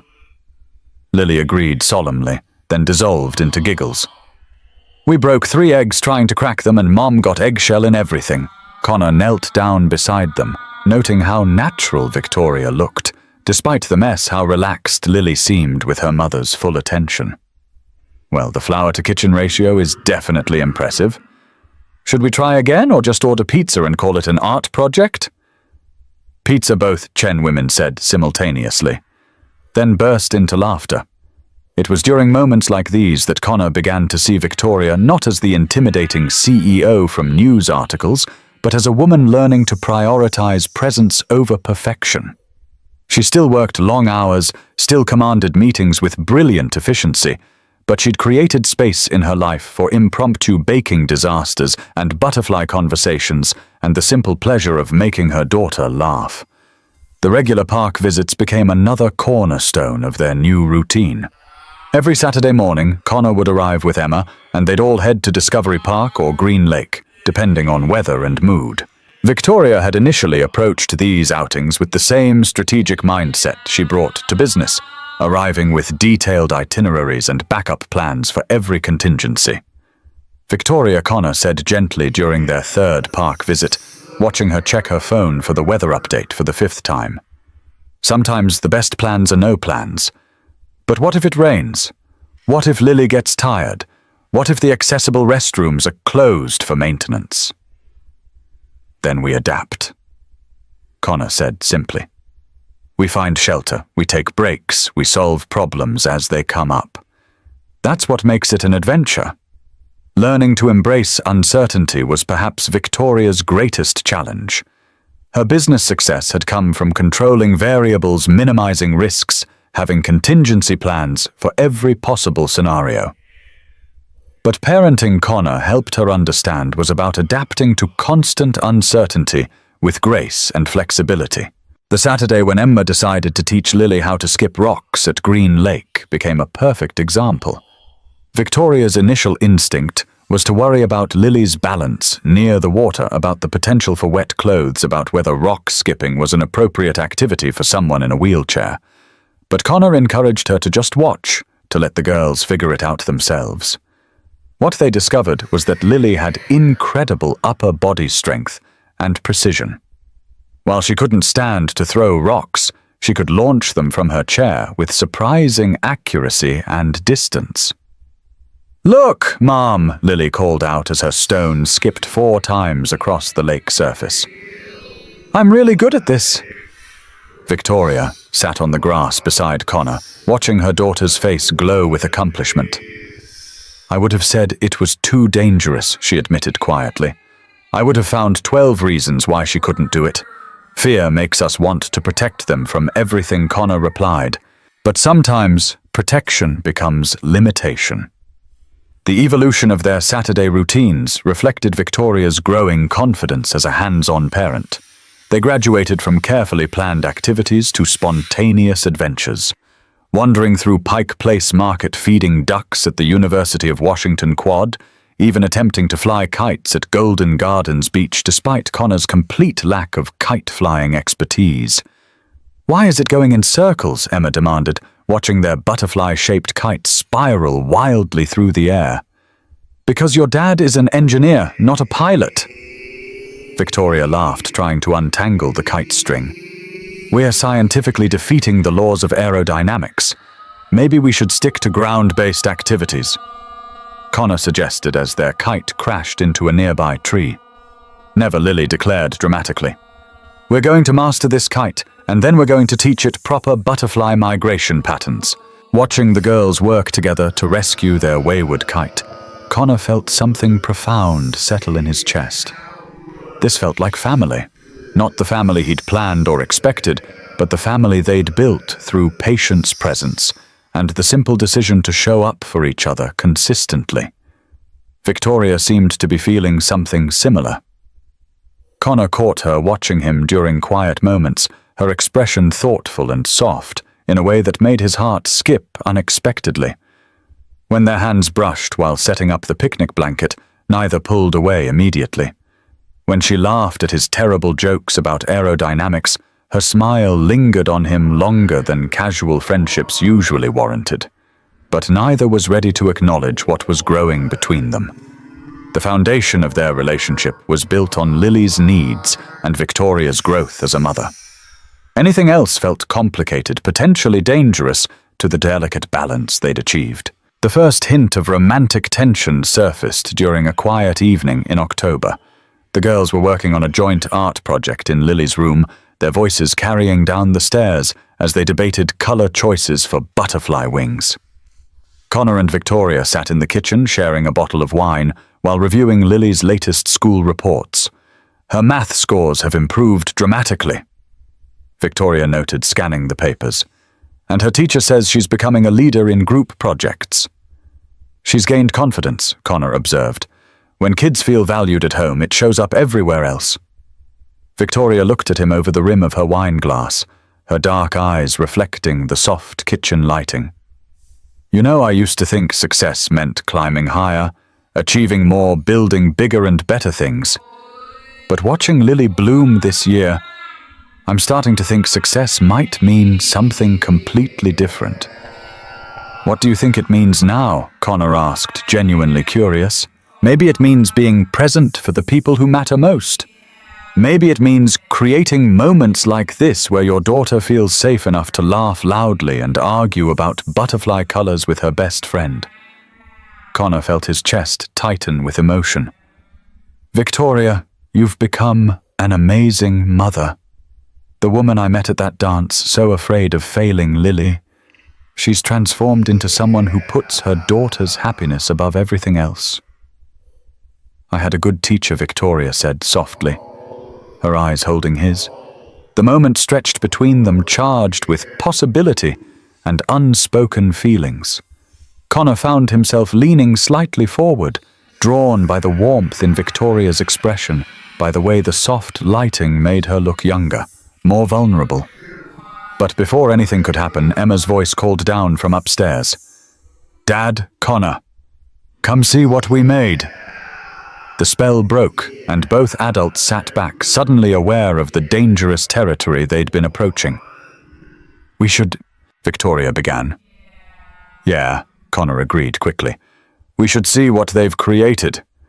They climbed the stairs together, careful not to touch both of them, acutely aware of the shift that had just occurred. Whatever was growing between them was becoming harder to ignore, and both of them knew it. Upstairs, they found the girls surrounded by painted paper butterflies, each one unique and beautiful. The art project had turned into an installation covering most of Lily's bedroom floor. It's a butterfly sanctuary, Lily explained proudly. Each butterfly represents a different species we've studied. Emma painted the monarchs and I did the swallowtails. It's incredible, Victoria said, her voice still slightly breathless from the moment they'd shared downstairs. Connor knelt down to examine the butterflies more closely, grateful for the distraction from whatever had almost happened in the kitchen. The detail is amazing. You even got the wing patterns right. As they admired the girls' artwork and listened to their enthusiastic explanations of butterfly characteristics, Connor found himself stealing glances at Victoria. She was kneeling beside Lily's wheelchair, asking genuine questions about color choices and artistic techniques, completely engaged with their daughter's project. This was what he'd helped her learn: how to be present, how to value the moment over the schedule, how to see Lily's interests as worthy of adult attention and respect. But somewhere along the way, Connor had begun to see Victoria differently too. Not as the intimidating CEO who needed lessons in parenting, but as a woman who'd been brave enough to change, vulnerable enough to ask for help, strong enough to prioritize love over ambition. The realization terrified him. The romantic tension that had surfaced that evening in Victoria's kitchen became increasingly difficult to ignore over the following weeks. Connor found himself looking forward to their Tuesday and Thursday visits, with an anticipation that had little to do with helping Lily and everything to do with seeing Victoria's smile when he walked through the door. Victoria, for her part, began finding excuses to extend their time together.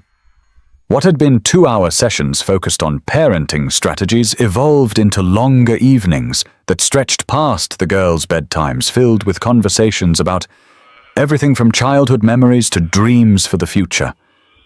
The shift was subtle but unmistakable. The way Victoria's hand lingered when she passed Connor a cup of coffee. The way Connor's eyes followed her movements around the kitchen. The comfortable silences that felt charged with possibility, and the careful distance they maintained despite wanting to be closer. It was Emma who finally voiced what both adults were trying not to acknowledge. "Dad," she said one evening as Connor tucked her into bed after a particularly long visit to the Chen estate. "Do you like Miss Victoria?" Connor felt his heart stutter. "Of course I like her, Skybug. She's our friend." "No, I mean, do you like her like you liked Mummy?" The question hung in the air like a challenge. Connor sat on the edge of Emma's bed trying to find words that were both honest and age-appropriate. "Why do you ask?" he said finally. "Because you smile different when you talk to her. And she smiles different when you're around too. And when you're both looking at me, and Lily, sometimes you look at each other instead and your faces get all..." Emma scrunched up her features in an exaggerated expression of smitten confusion. Connor couldn't help but laugh despite his discomfort. "Do we really look like that?" "Like cartoon characters with hearts for eyes," Emma confirmed solemnly. "So, do you?" Connor took a breath. "I care about Miss Victoria very much, but it's complicated, sweetheart. Sometimes adults have feelings that are difficult to figure out, because she's rich and we're not." The blunt question surprised Connor. "Is that what you think Madison's mom said rich people and regular people don't usually be together? She said it's because they live in different worlds." Connor felt a surge of anger at the casual prejudice embedded in that statement, but also a recognition of its truth. The class differences between him and Victoria weren't just about money. They represented completely different social contexts, different expectations, different pressures. "Madison's mom is wrong about some things," Connor said carefully. "But you're right that Miss Victoria and I live very different lives. That doesn't mean we can't be friends, but it might mean other things would be challenging. But you do like her." Emma pressed with the persistence of a child who knew she'd identified something important. Connor looked at his daughter, this perceptive 7-year-old, who saw through adult pretenses with uncomfortable accuracy. "Yeah, Skybug," he admitted quietly. "I do." The conversation with Emma forced Connor to confront feelings he'd been trying to suppress. He was falling for Victoria Chen, billionaire CEO mother to his daughter's best friend woman, so far out of his league that the situation felt almost absurd. But it wasn't just attraction. Over the months of their friendship, he'd watched Victoria transform from a distant workaholic into a present, engaged mother. He'd seen her vulnerability beneath the professional competence, her humor beneath the serious exterior, her genuine kindness beneath the intimidating wealth. The problem was that acknowledging these feelings opened up a world of complications that Connor wasn't sure he was ready to handle. Those complications became painfully apparent the following week, when Connor arrived at the Chen estate to find Victoria in the kitchen with a man in an expensive suit, their heads bent over documents spread across the island. "Connor." "Perfect timing," Victoria said, looking up with a smile that seemed slightly forced. "This is Richard Blackwood, one of my board members. Richard, this is Connor Mitchell, the friend I've mentioned, who's been helping with Lily." Richard's handshake was firm, professional, and came with an assessing look that made Connor immediately conscious of his janitor's uniform and calloused hands. The custodian Richard said, not quite making it a question. The engineer Connor corrected politely but firmly. "I work custodial at Lily's school. How fortunate that you've been able to help with childcare arrangements." Richard continued, his tone carefully neutral, but carrying unmistakable undertones. "It's so challenging for working parents to find reliable support." Connor felt the careful dismissal in the man's words, the assumption that he was hired help rather than a friend. Worse, he could see Victoria's discomfort with the interaction, her obvious struggle between defending Connor and maintaining professional relationships. "Connor isn't childcare," Victoria said firmly. "He's family." The word hung in the air like a declaration, surprising all three of them with its weight and implication. "Family," Richard repeated thoughtfully. "How modern." After Richard left, Victoria and Connor stood in her kitchen, both of them aware that something fundamental had shifted, with that one word. "I'm sorry about that," Victoria said quietly. "Richard is traditional in his views about appropriate professional relationships." "Is that what this is?"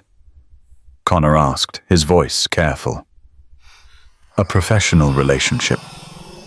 Victoria met his eyes, and Connor saw the same confusion and longing there that he felt in his own chest.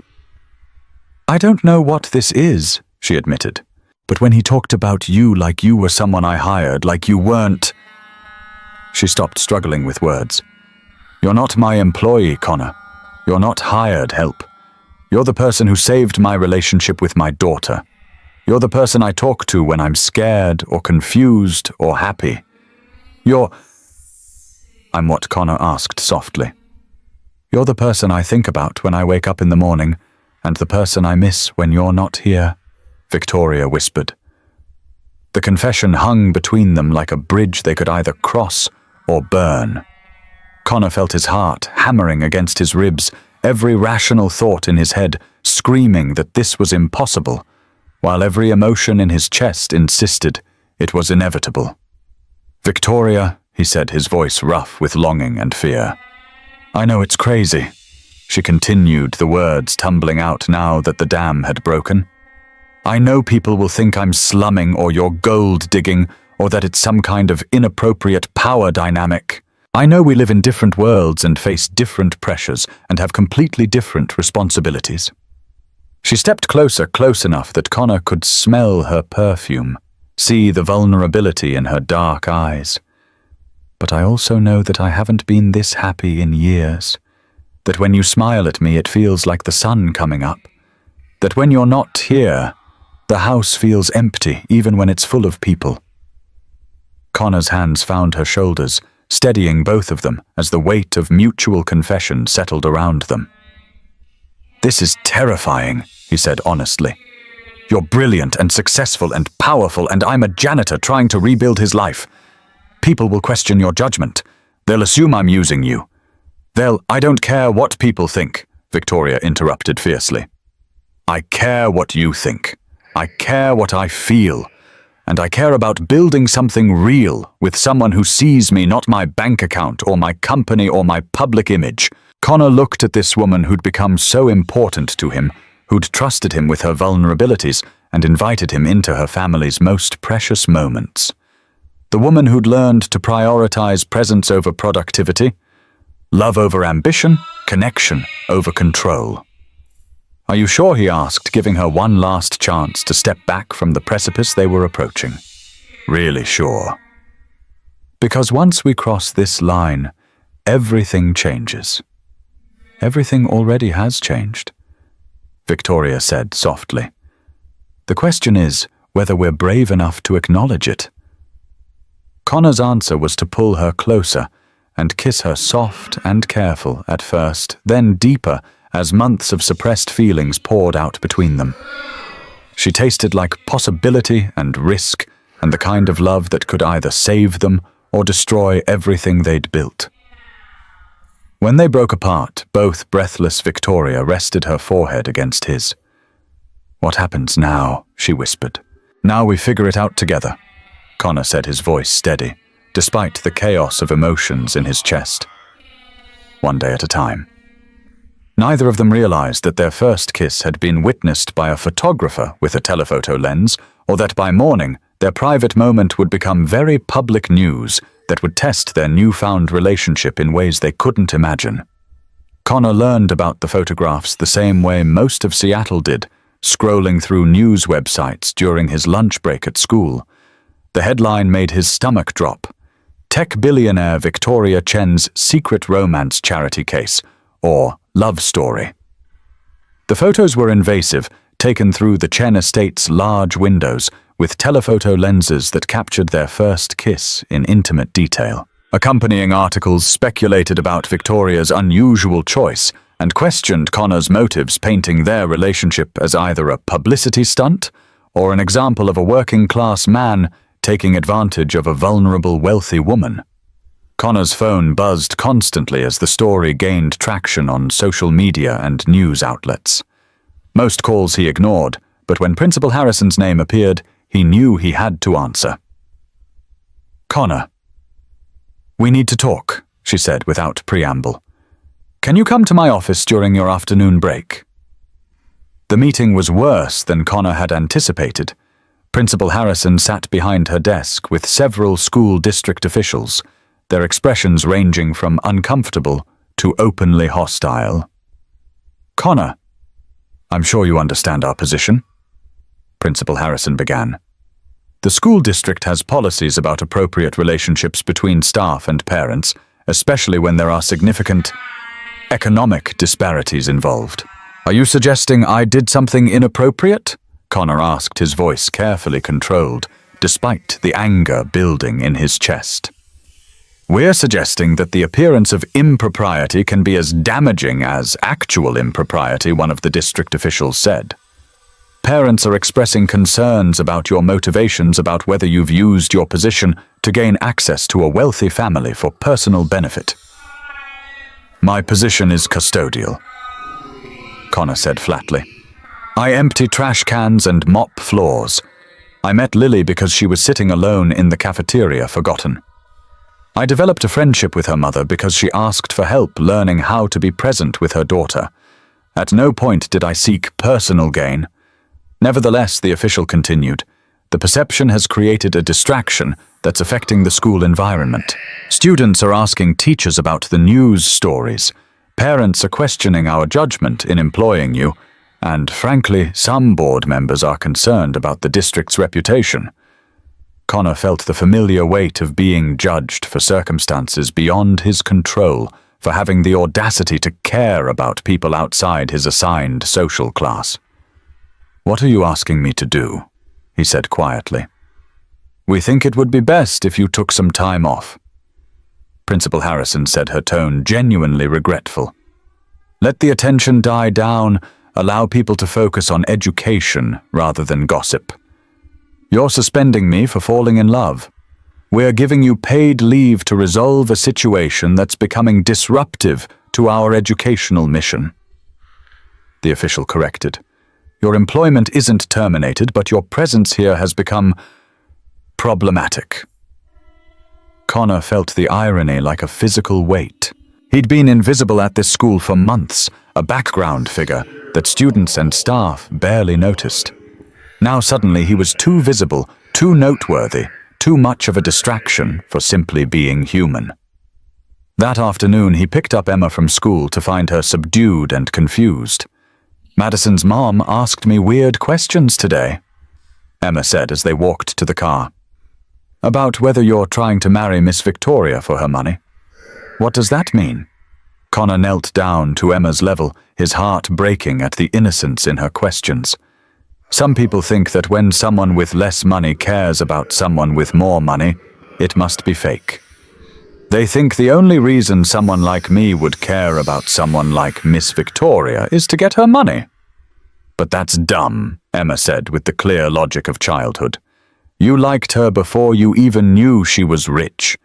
You liked her because she was learning how to be a good mom to Lily. I know that, and you know that.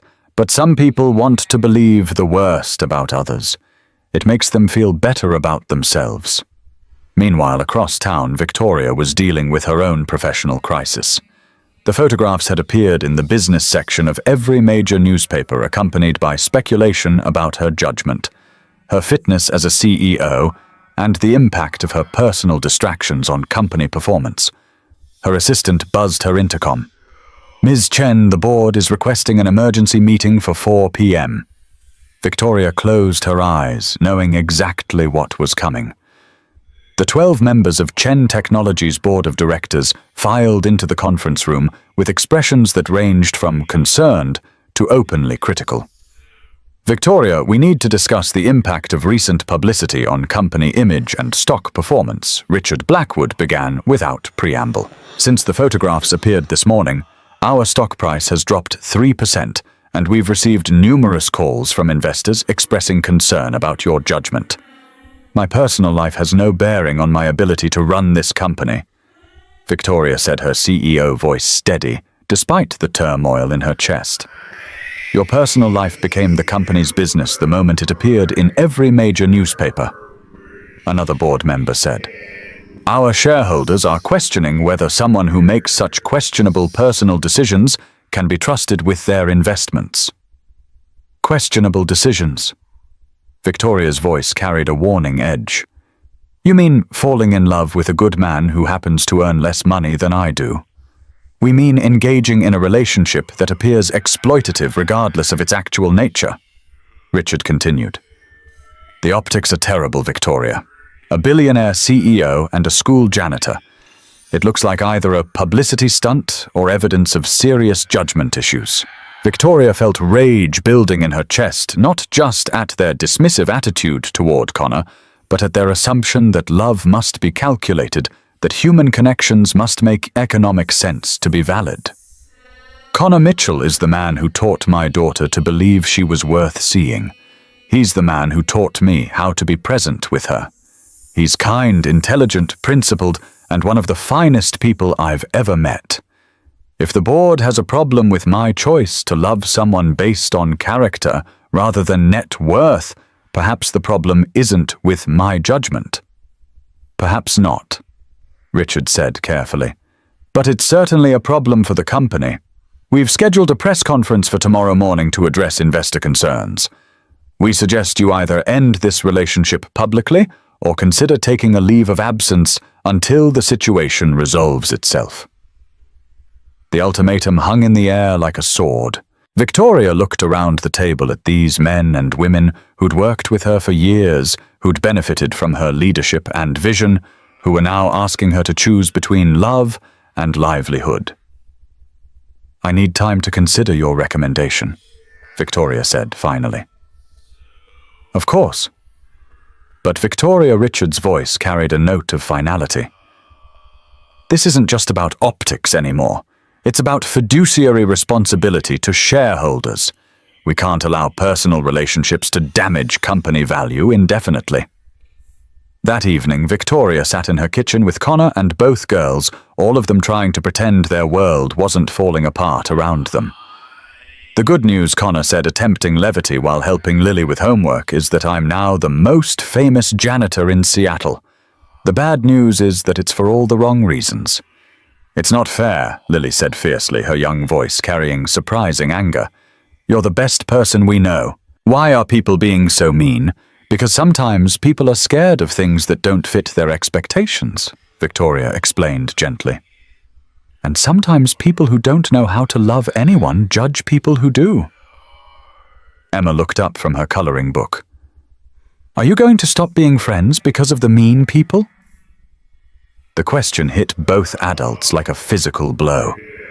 Connor reached for Victoria's hand across the table, their fingers intertwining with desperate determination. Never, Victoria said firmly, looking directly at Connor. Some things are more important than what other people think. But even as she said the words, both of them could feel the pressure mounting. Connor's job was threatened, Victoria's career was under attack, and their children were being forced to navigate adult prejudices they shouldn't have to understand. The foundation they'd built over months of friendship and growing love was being tested by forces beyond their control, and neither of them was sure it would be strong enough to survive. The crisis hit on a Tuesday morning in November when Victoria was 30,000 feet over the Pacific Ocean, flying to Tokyo for merger negotiations that couldn't be postponed. Connor was at home with Emma officially on paid leave from the school district, while the media attention supposedly died down when his phone rang with a call that would change everything. Mr. Mitchell. The voice was professional, urgent. This is Janet Rodriguez at Riverside Elementary. Lily Chen has had a medical emergency. She's being transported to Children's Hospital, and we need you to meet them there. Connor's blood turned cold. What happened?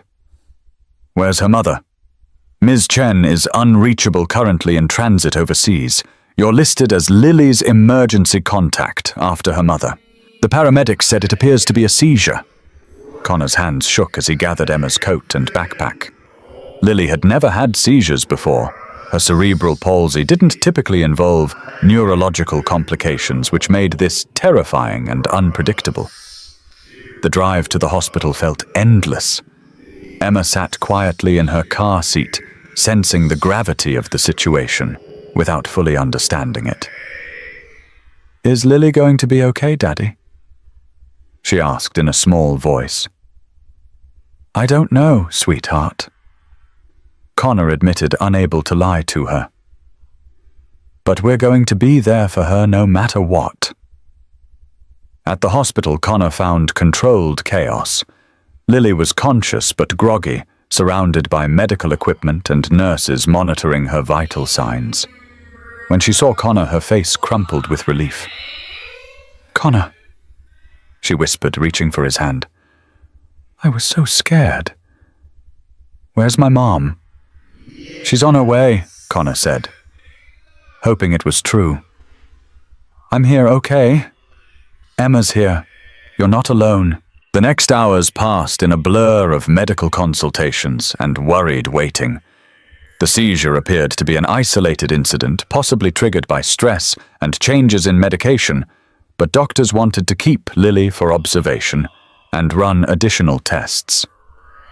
Connor called Victoria's assistant, her personal phone, her hotel in Tokyo, leaving increasingly desperate messages as the hours passed without response. The frustration of being unable to reach Lily's mother while making medical decisions he wasn't legally authorized to make added another layer of anxiety to an already terrifying situation. It was nearly midnight Tokyo time when Victoria finally called back, her voice tight with panic. "Connor, what happened?" "Is she okay? I'm trying to get a flight back, but the earliest I can leave is tomorrow morning." Connor filled her in on the medical details while watching Lily sleep fitfully in the hospital bed. Emma curled up in a chair beside her, refusing to leave her friend. "She keeps asking for you," Connor said gently. "The doctors say she's stable, but she's scared, and she needs her mom." "I know," Victoria's voice cracked with guilt and frustration. "I'm cancelling everything. I'll be on the first flight out." "Victoria, about the merger." "I don't care about the merger," Victoria said fiercely. "I don't care about any of it. My daughter is in the hospital, and I'm not there. Nothing else matters." 14 hours later, Victoria burst through the hospital room door, still wearing her business suit. From the cancelled meetings, her hair disheveled from the long flight, her face drawn with exhaustion and worry. "Baby," she whispered, rushing to Lily's bedside. "Mummy's here. I'm so sorry I wasn't here sooner." Lily burst into tears, reaching for her mother with desperate relief. "Mom, I thought something really bad was happening. The doctors kept asking questions I didn't know how to answer, and Connor was there, but I wanted you." Victoria held her daughter while crying herself, whispering apologies and reassurances. Connor watched the reunion with profound relief, but also with growing awareness of how this crisis had revealed the fundamental impossibility of their situation. Victoria was one of the most powerful business leaders in Seattle, with responsibilities that literally spanned the globe. Connor was a man whose job and community had already been disrupted by their relationship. When crisis hit, the practical realities of their different lives became unavoidably clear. Later, as Lily slept peacefully with her mother sitting guard beside her bed, Connor and Victoria finally had a chance to talk in the hospital hallway. "Thank you, Victoria," said her voice thick with emotion. "For being there when I couldn't. For staying with her, for making medical decisions, for..." She gestured helplessly. "For being the parent I should have been." "You were halfway around the world for work," Connor said gently. "You couldn't have known this would happen."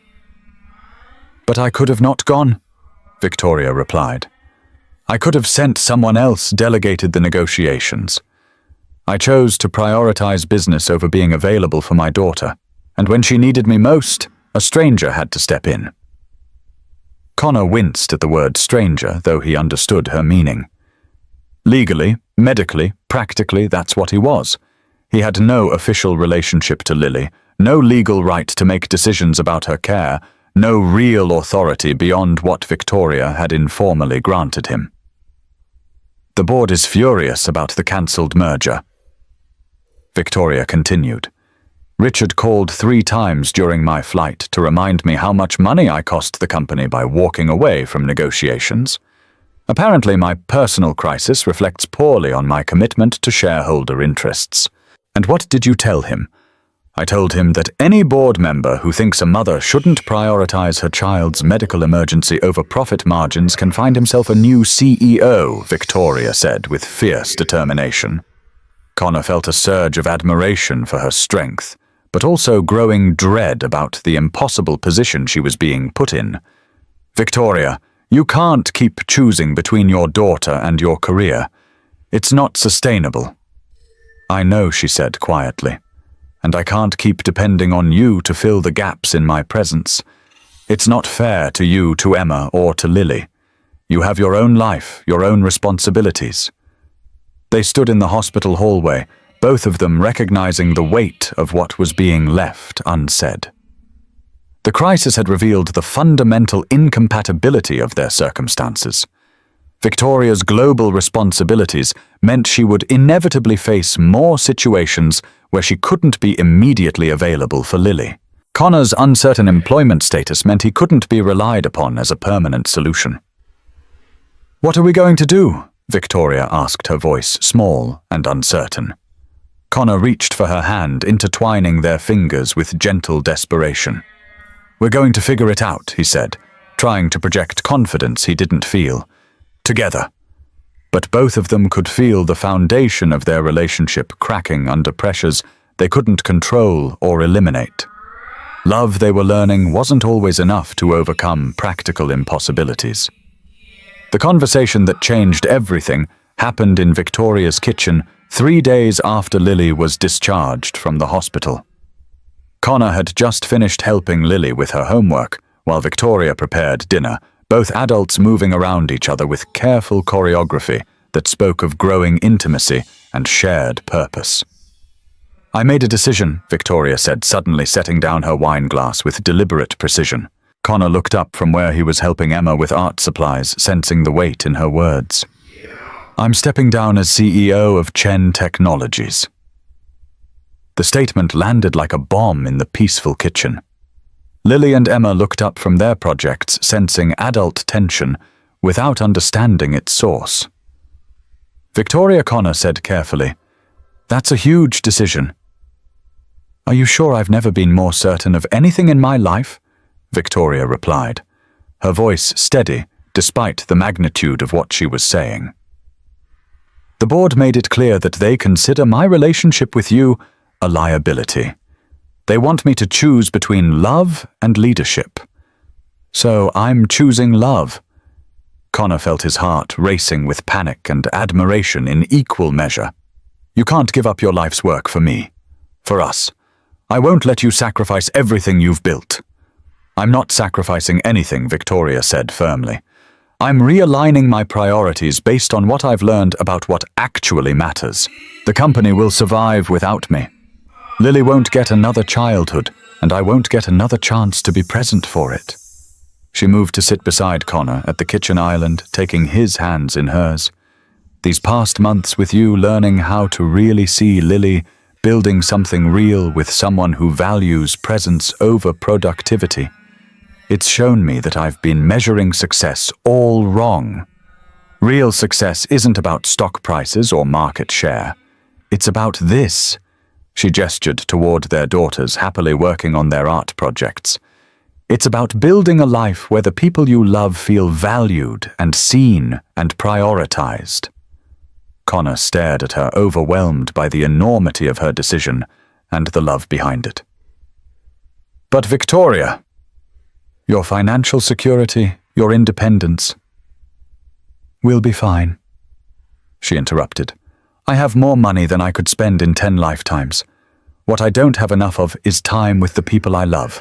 What I've been missing is the simple pleasure of being fully present for ordinary moments that turn out to be extraordinary." That same evening, Connor made his own life-changing decision. He called his former engineering colleague, David Santos, who'd been encouraging him to apply for a position at Boeing's Seattle facility. "David, it's Connor Mitchell. Is that senior structural engineer position still available?" Connor: "Yeah, absolutely. I've been hoping you'd call. Your experience with aerospace composites is exactly what we need. Can you interview next week?" "I can interview tomorrow if necessary," Connor said, feeling something shift inside him. "It's time I stopped hiding from who I used to be." The job interview went better than Connor had dared to hope. His years away from engineering had actually given him perspective that many candidates lacked. He could speak to the practical challenges of implementation, the importance of clear communication across departments, the value of attention to detail in safety-critical structures. "We're impressed," the hiring manager said. "Your approach to problem-solving shows both technical depth and practical wisdom. When can you start?" 2 weeks, Connor said, hardly believing his good fortune. "I need to give proper notice at my current position." That evening, he found Victoria in her garden, watching Lily and Emma play together on the accessible playground equipment Victoria had installed months earlier. "I got the engineering job," he said, sitting beside her on the garden bench. Victoria turned to him with a smile that could have powered the entire city. "Connor, that's wonderful. I'm so proud of you." "I'm proud of us," Connor replied. "You're stepping into authentic leadership of your own life, and I'm reclaiming professional confidence I thought I'd lost forever." They sat in comfortable silence, watching their daughters play in the fading autumn light. The media attention was finally beginning to die down, replaced by newer scandals and fresher gossip. Connor's suspension from the school district would end with his resignation, and Victoria's board of directors would have to find fault with someone else's personal choices. "Are you scared?" Victoria asked quietly. "Terrified," Connor admitted. "But also more hopeful than I've been in years. We're both walking away from situations that weren't serving us toward something we're building together. The girls seem happy about our decision to make this official," Victoria observed, watching Emma push Lily's wheelchair in loops around the garden path while both of them laughed. Connor had been amazed by how naturally both children had accepted the news that their parents were planning a life together. Emma's primary concern had been whether Lily would be her sister for real now, while Lily had asked if this meant Connor would be at all her school events from now on. "They've been a family in their hearts longer than we've been willing to admit it with our words," Connor said. Victoria leaned against him, her head on his shoulder. "I love you, Connor."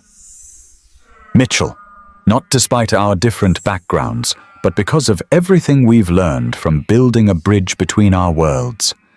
I love you too, Victoria Chen, for your courage, your growth, your willingness to prioritize love over everything else." As the stars began to appear in the Seattle sky, they made plans for a future that would have seemed impossible a year ago. Victoria would transition to philanthropic work focusing on accessibility advocacy and educational equity. Connor would rebuild his engineering career with the confidence that came from knowing his worth wasn't defined by job titles or salary figures. Most importantly, they would build a family that honored both children's memories of lost parents while creating new traditions and connections that were entirely their own. The foundation they'd built through months of friendship, crisis, and growth was strong enough to support the weight of their love and the complexity of their combined lives. They'd proven that with patience, presence, and commitment to seeing each other clearly, even the most unlikely connections could grow into something beautiful and lasting. The garden behind the Chen estate had been transformed into something that looked like a fairy tale. White roses climbed trellises that framed a natural altar, while string lights twinkled between the mature oak trees like captured stars.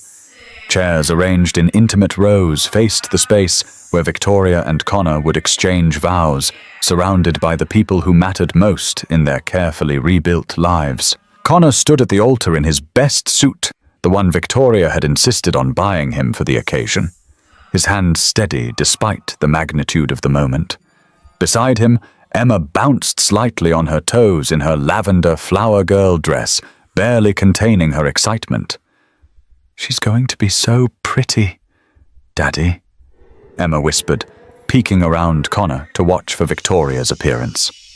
The guests were an eclectic mix that perfectly represented the bridge Connor and Victoria had built between their worlds. Mrs. Patterson sat in the front row next to Connor's engineering colleagues from Boeing, while Victoria's philanthropist friends mingled easily with teachers from Riverside Elementary. The gathering proved that love could create community across any social divide when people were willing to see past surface differences. When the music began and Lily appeared at the end of the garden path, Connor's breath caught. She wore a dress that perfectly matched Emma's, her wheelchair decorated with white roses that made her look like a princess from a beautiful dream. But it was her confidence that stopped Connor's heart. The shy, invisible girl he'd first met in the school cafeteria had been replaced by someone radiant with self-assurance and joy. "Look, everyone," Lily announced as she rolled down the aisle, her voice carrying clearly across the garden. "I'm the maid of honor, and Emma's the flower girl, and together we're making sure our parents get married properly." Laughter rippled through the gathering, warm and affectionate. Lily positioned her wheelchair beside the altar with practiced precision, then looked expectantly toward the back of the garden. Victoria appeared in the archway, and Connor forgot how to breathe. She wore a simple white dress that skimmed her ankles, her dark hair loose around her shoulders, her face glowing with happiness that made her look decades younger. But what struck Connor most was how relaxed she looked, how present and unhurried, despite the magnitude of the occasion. The Victoria walking toward him was completely different from the stressed CEO he'd first met at that father-daughter dance. This woman had learned to prioritize moments over meetings, presence over productivity. Love over all the external measures of success that had once defined her. As she reached him and took his hands, Victoria whispered just loud enough for the children to hear. "Ready to make this official?" "I've been ready since the night you taught me to dance," Connor replied, referring not to their wedding preparation, but to the emotional dance they'd learned together over months of building trust and understanding. The ceremony itself was brief but profound. Their vows, written separately but somehow perfectly complementary, spoke not of fairy tale romance, but of mature love built on shared values and mutual growth. "Connor," Victoria said, her voice steady, despite tears in her eyes. "You taught me that being seen is more important than being impressive. That showing up matters more than standing out. That love isn't about finding someone perfect, but about choosing to grow together into the people we're meant to become." Connor's vows were equally heartfelt. "Victoria, you showed me that second chances aren't just possible, they're necessary for real living. That courage looks like vulnerability, that strength shows up as willingness to change, and that the most important engineering I'll ever do is building a life where love comes first." When the officiant pronounced them married, both children cheered so loudly that their voices echoed off the surrounding trees. As Connor and Victoria kissed, sealing their commitment to each other and to the family they'd consciously created, Emma and Lily hugged each other with the pure joy of children whose biggest dream was coming true. The reception continued in the garden as evening fell and the string lights created a magical atmosphere. Connor danced with both daughters, spinning them around the temporary dance floor, while other guests looked on with approving smiles.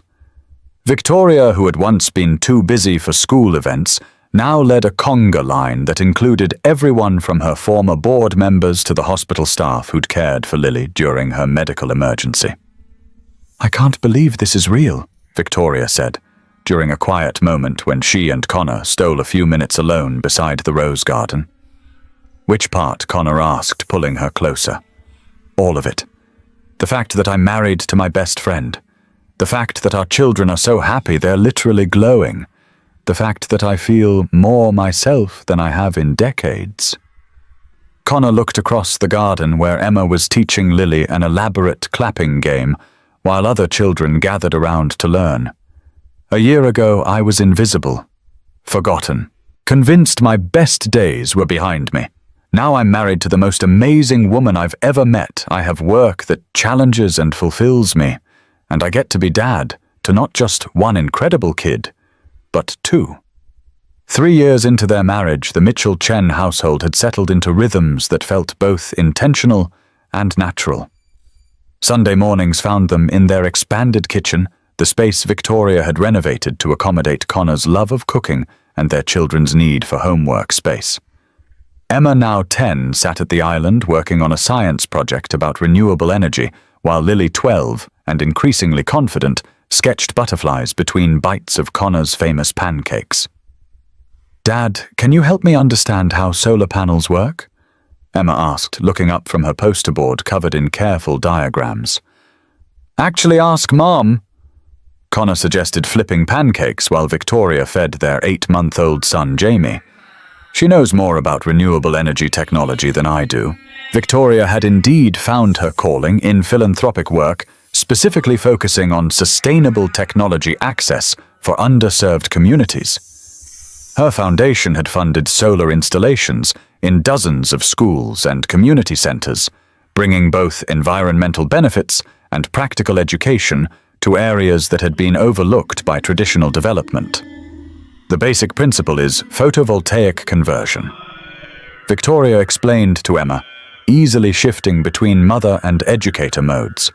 The panels contain silicon cells that convert sunlight directly into electrical current. "Would you like to see the demonstration kit I brought home from last week's school visit?"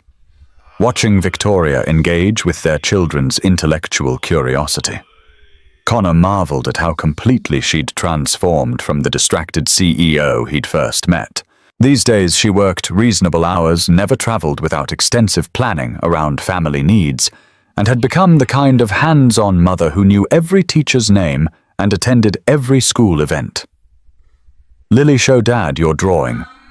Emma encouraged, always eager to showcase her sister's artistic talents. Lily turned her sketchbook around to reveal a detailed monarch butterfly with wings that seemed to flutter right off the page. But what struck Connor was the background of her drawing a family of butterflies flying together in formation, each one unique but clearly part of the same journey. "It's beautiful, Butterfly Girl," Connor said, using the nickname that had followed them from those early cafeteria conversations. "What inspired this one? I've been thinking about migration patterns," Lily said seriously. "How butterflies that have never been somewhere before still know how to find their way home. I think families are kind of like that too.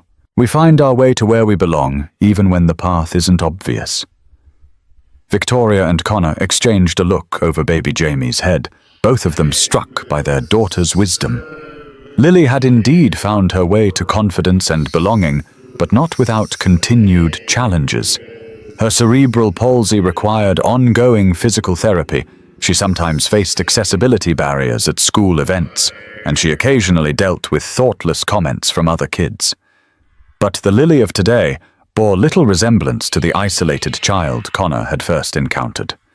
She was president of her school's environmental club, had published 2 articles about butterfly conservation in junior science journals, and served as a peer mentor for other students with disabilities.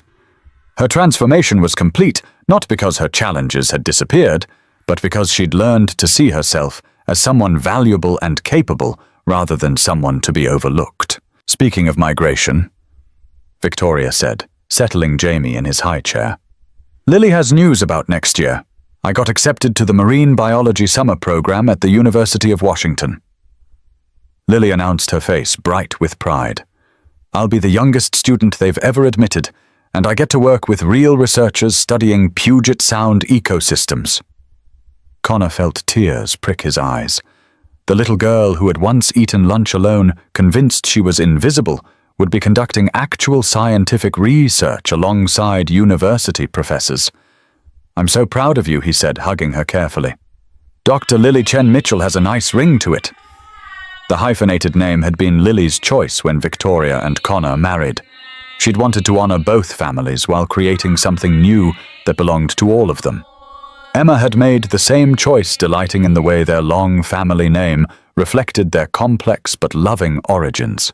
Their Sunday morning was interrupted by the sound of the doorbell, followed by familiar voices in the entryway. Connor's neighbor from his old apartment, Mrs. Patterson, appeared in the kitchen carrying a casserole dish and wearing a smile that could power the house.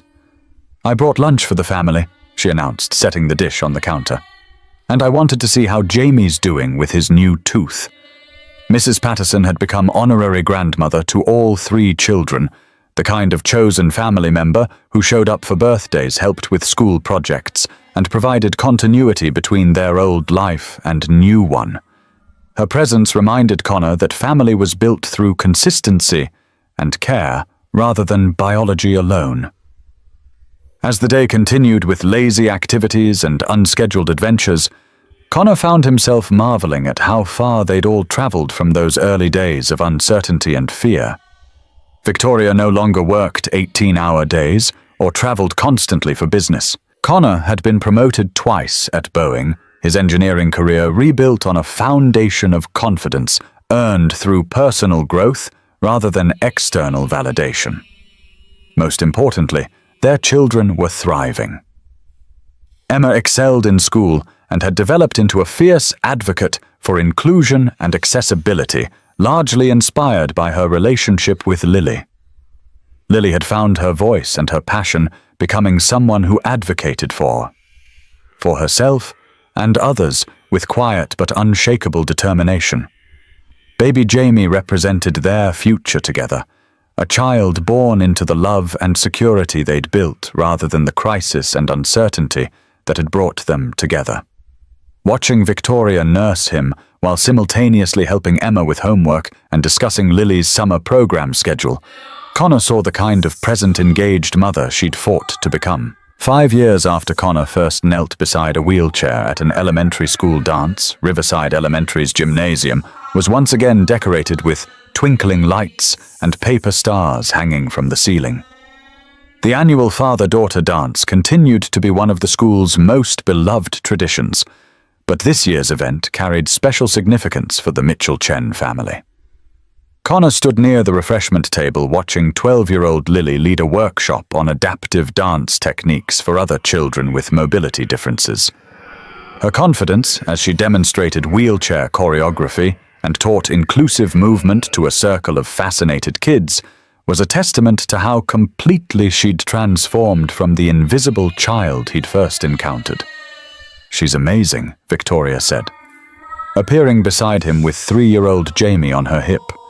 "Look how naturally she's teaching those kids that dancing is about joy and connection, not about what your body can or can't do." Across the gymnasium, Emma, now 13 and serving as a junior volunteer, was helping younger children make inclusive friendship bracelets, while explaining the importance of seeing people for who they are rather than what makes them different. "I think our girls have learned something important about inclusion," Connor observed, watching Emma patiently help a shy kindergartner choose bracelet colors. The evening's father-daughter dance officially began, and Connor felt a familiar tightness in his chest as he remembered that night 5 years ago when everything had changed. This time he danced with both daughters, spinning Emma in the traditional style, while Lily demonstrated the adaptive techniques that had become her specialty. But the most powerful moment came when the DJ made a special announcement. "Ladies and gentlemen, we have a very special dance tonight." 5 years ago, a father and daughter taught this school about the true meaning of inclusion. Tonight, they're here to remind us that families come in all forms, and love creates space for everyone. The music shifted to the same song Connor had danced to with Lily that first night, and suddenly they were in the center of the gymnasium floor again. But this time they weren't alone. Other children with wheelchairs, crutches, and various mobility aids joined them, along with their fathers, mothers, siblings, and friends. What had begun as one man's decision to include an overlooked child had rippled outward to transform an entire community's understanding of belonging.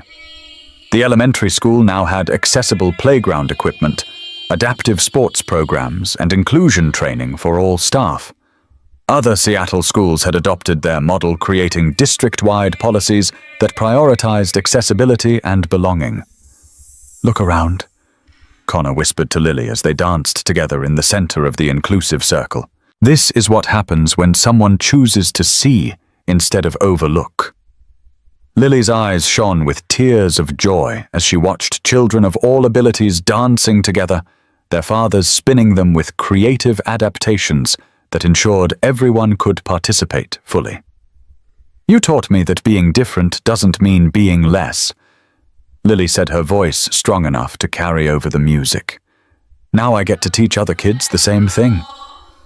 As the dance continued, Victoria joined them on the floor with baby Jamie, creating a family constellation that would have been impossible to imagine 5 years earlier. Other families swirled around them, the gymnasium filled with laughter and music, and the kind of inclusive joy that happens when a community learns to celebrate diversity rather than merely tolerate it. Principal Harrison, who had watched Connor's journey from invisible custodian to celebrated advocate, approached the microphone for the evening's closing remarks. "5 years ago, we learned an important lesson about the difference between seeing and overlooking, between including and excluding, between judging by appearances and recognizing character," she said, her voice carrying clearly across the gymnasium. "Tonight we celebrate not just the father-daughter relationships that bring us together annually, but the community we've built when we choose kindness over convenience, inclusion over exclusion, love over fear." The applause was thunderous, but Connor barely heard it. He was too focused on his family, on the children who'd taught him that broken pieces could create something more beautiful than anything perfect could ever be. As the evening wound down and families began to leave, Connor helped clean up while Victoria organized car seats and evening preparations. The routine was comfortable, practiced the kind of easy partnership that developed between people who'd learned to prioritize each other's needs as much as their own. "Remember when you thought you were just helping a lonely kid eat lunch?" Victoria asked, as they loaded their children into the car for the drive home. Connor looked back at the elementary school where his journey from invisible to essential had begun. "I thought I was showing up for Lily. I had no idea I was really showing up for my own life." The drive home was filled with children's chatter about the evening's highlights, about homework due Monday, about weekend plans that included both ordinary family activities and Lily's upcoming presentation to the Seattle City Council about accessibility improvements in public spaces.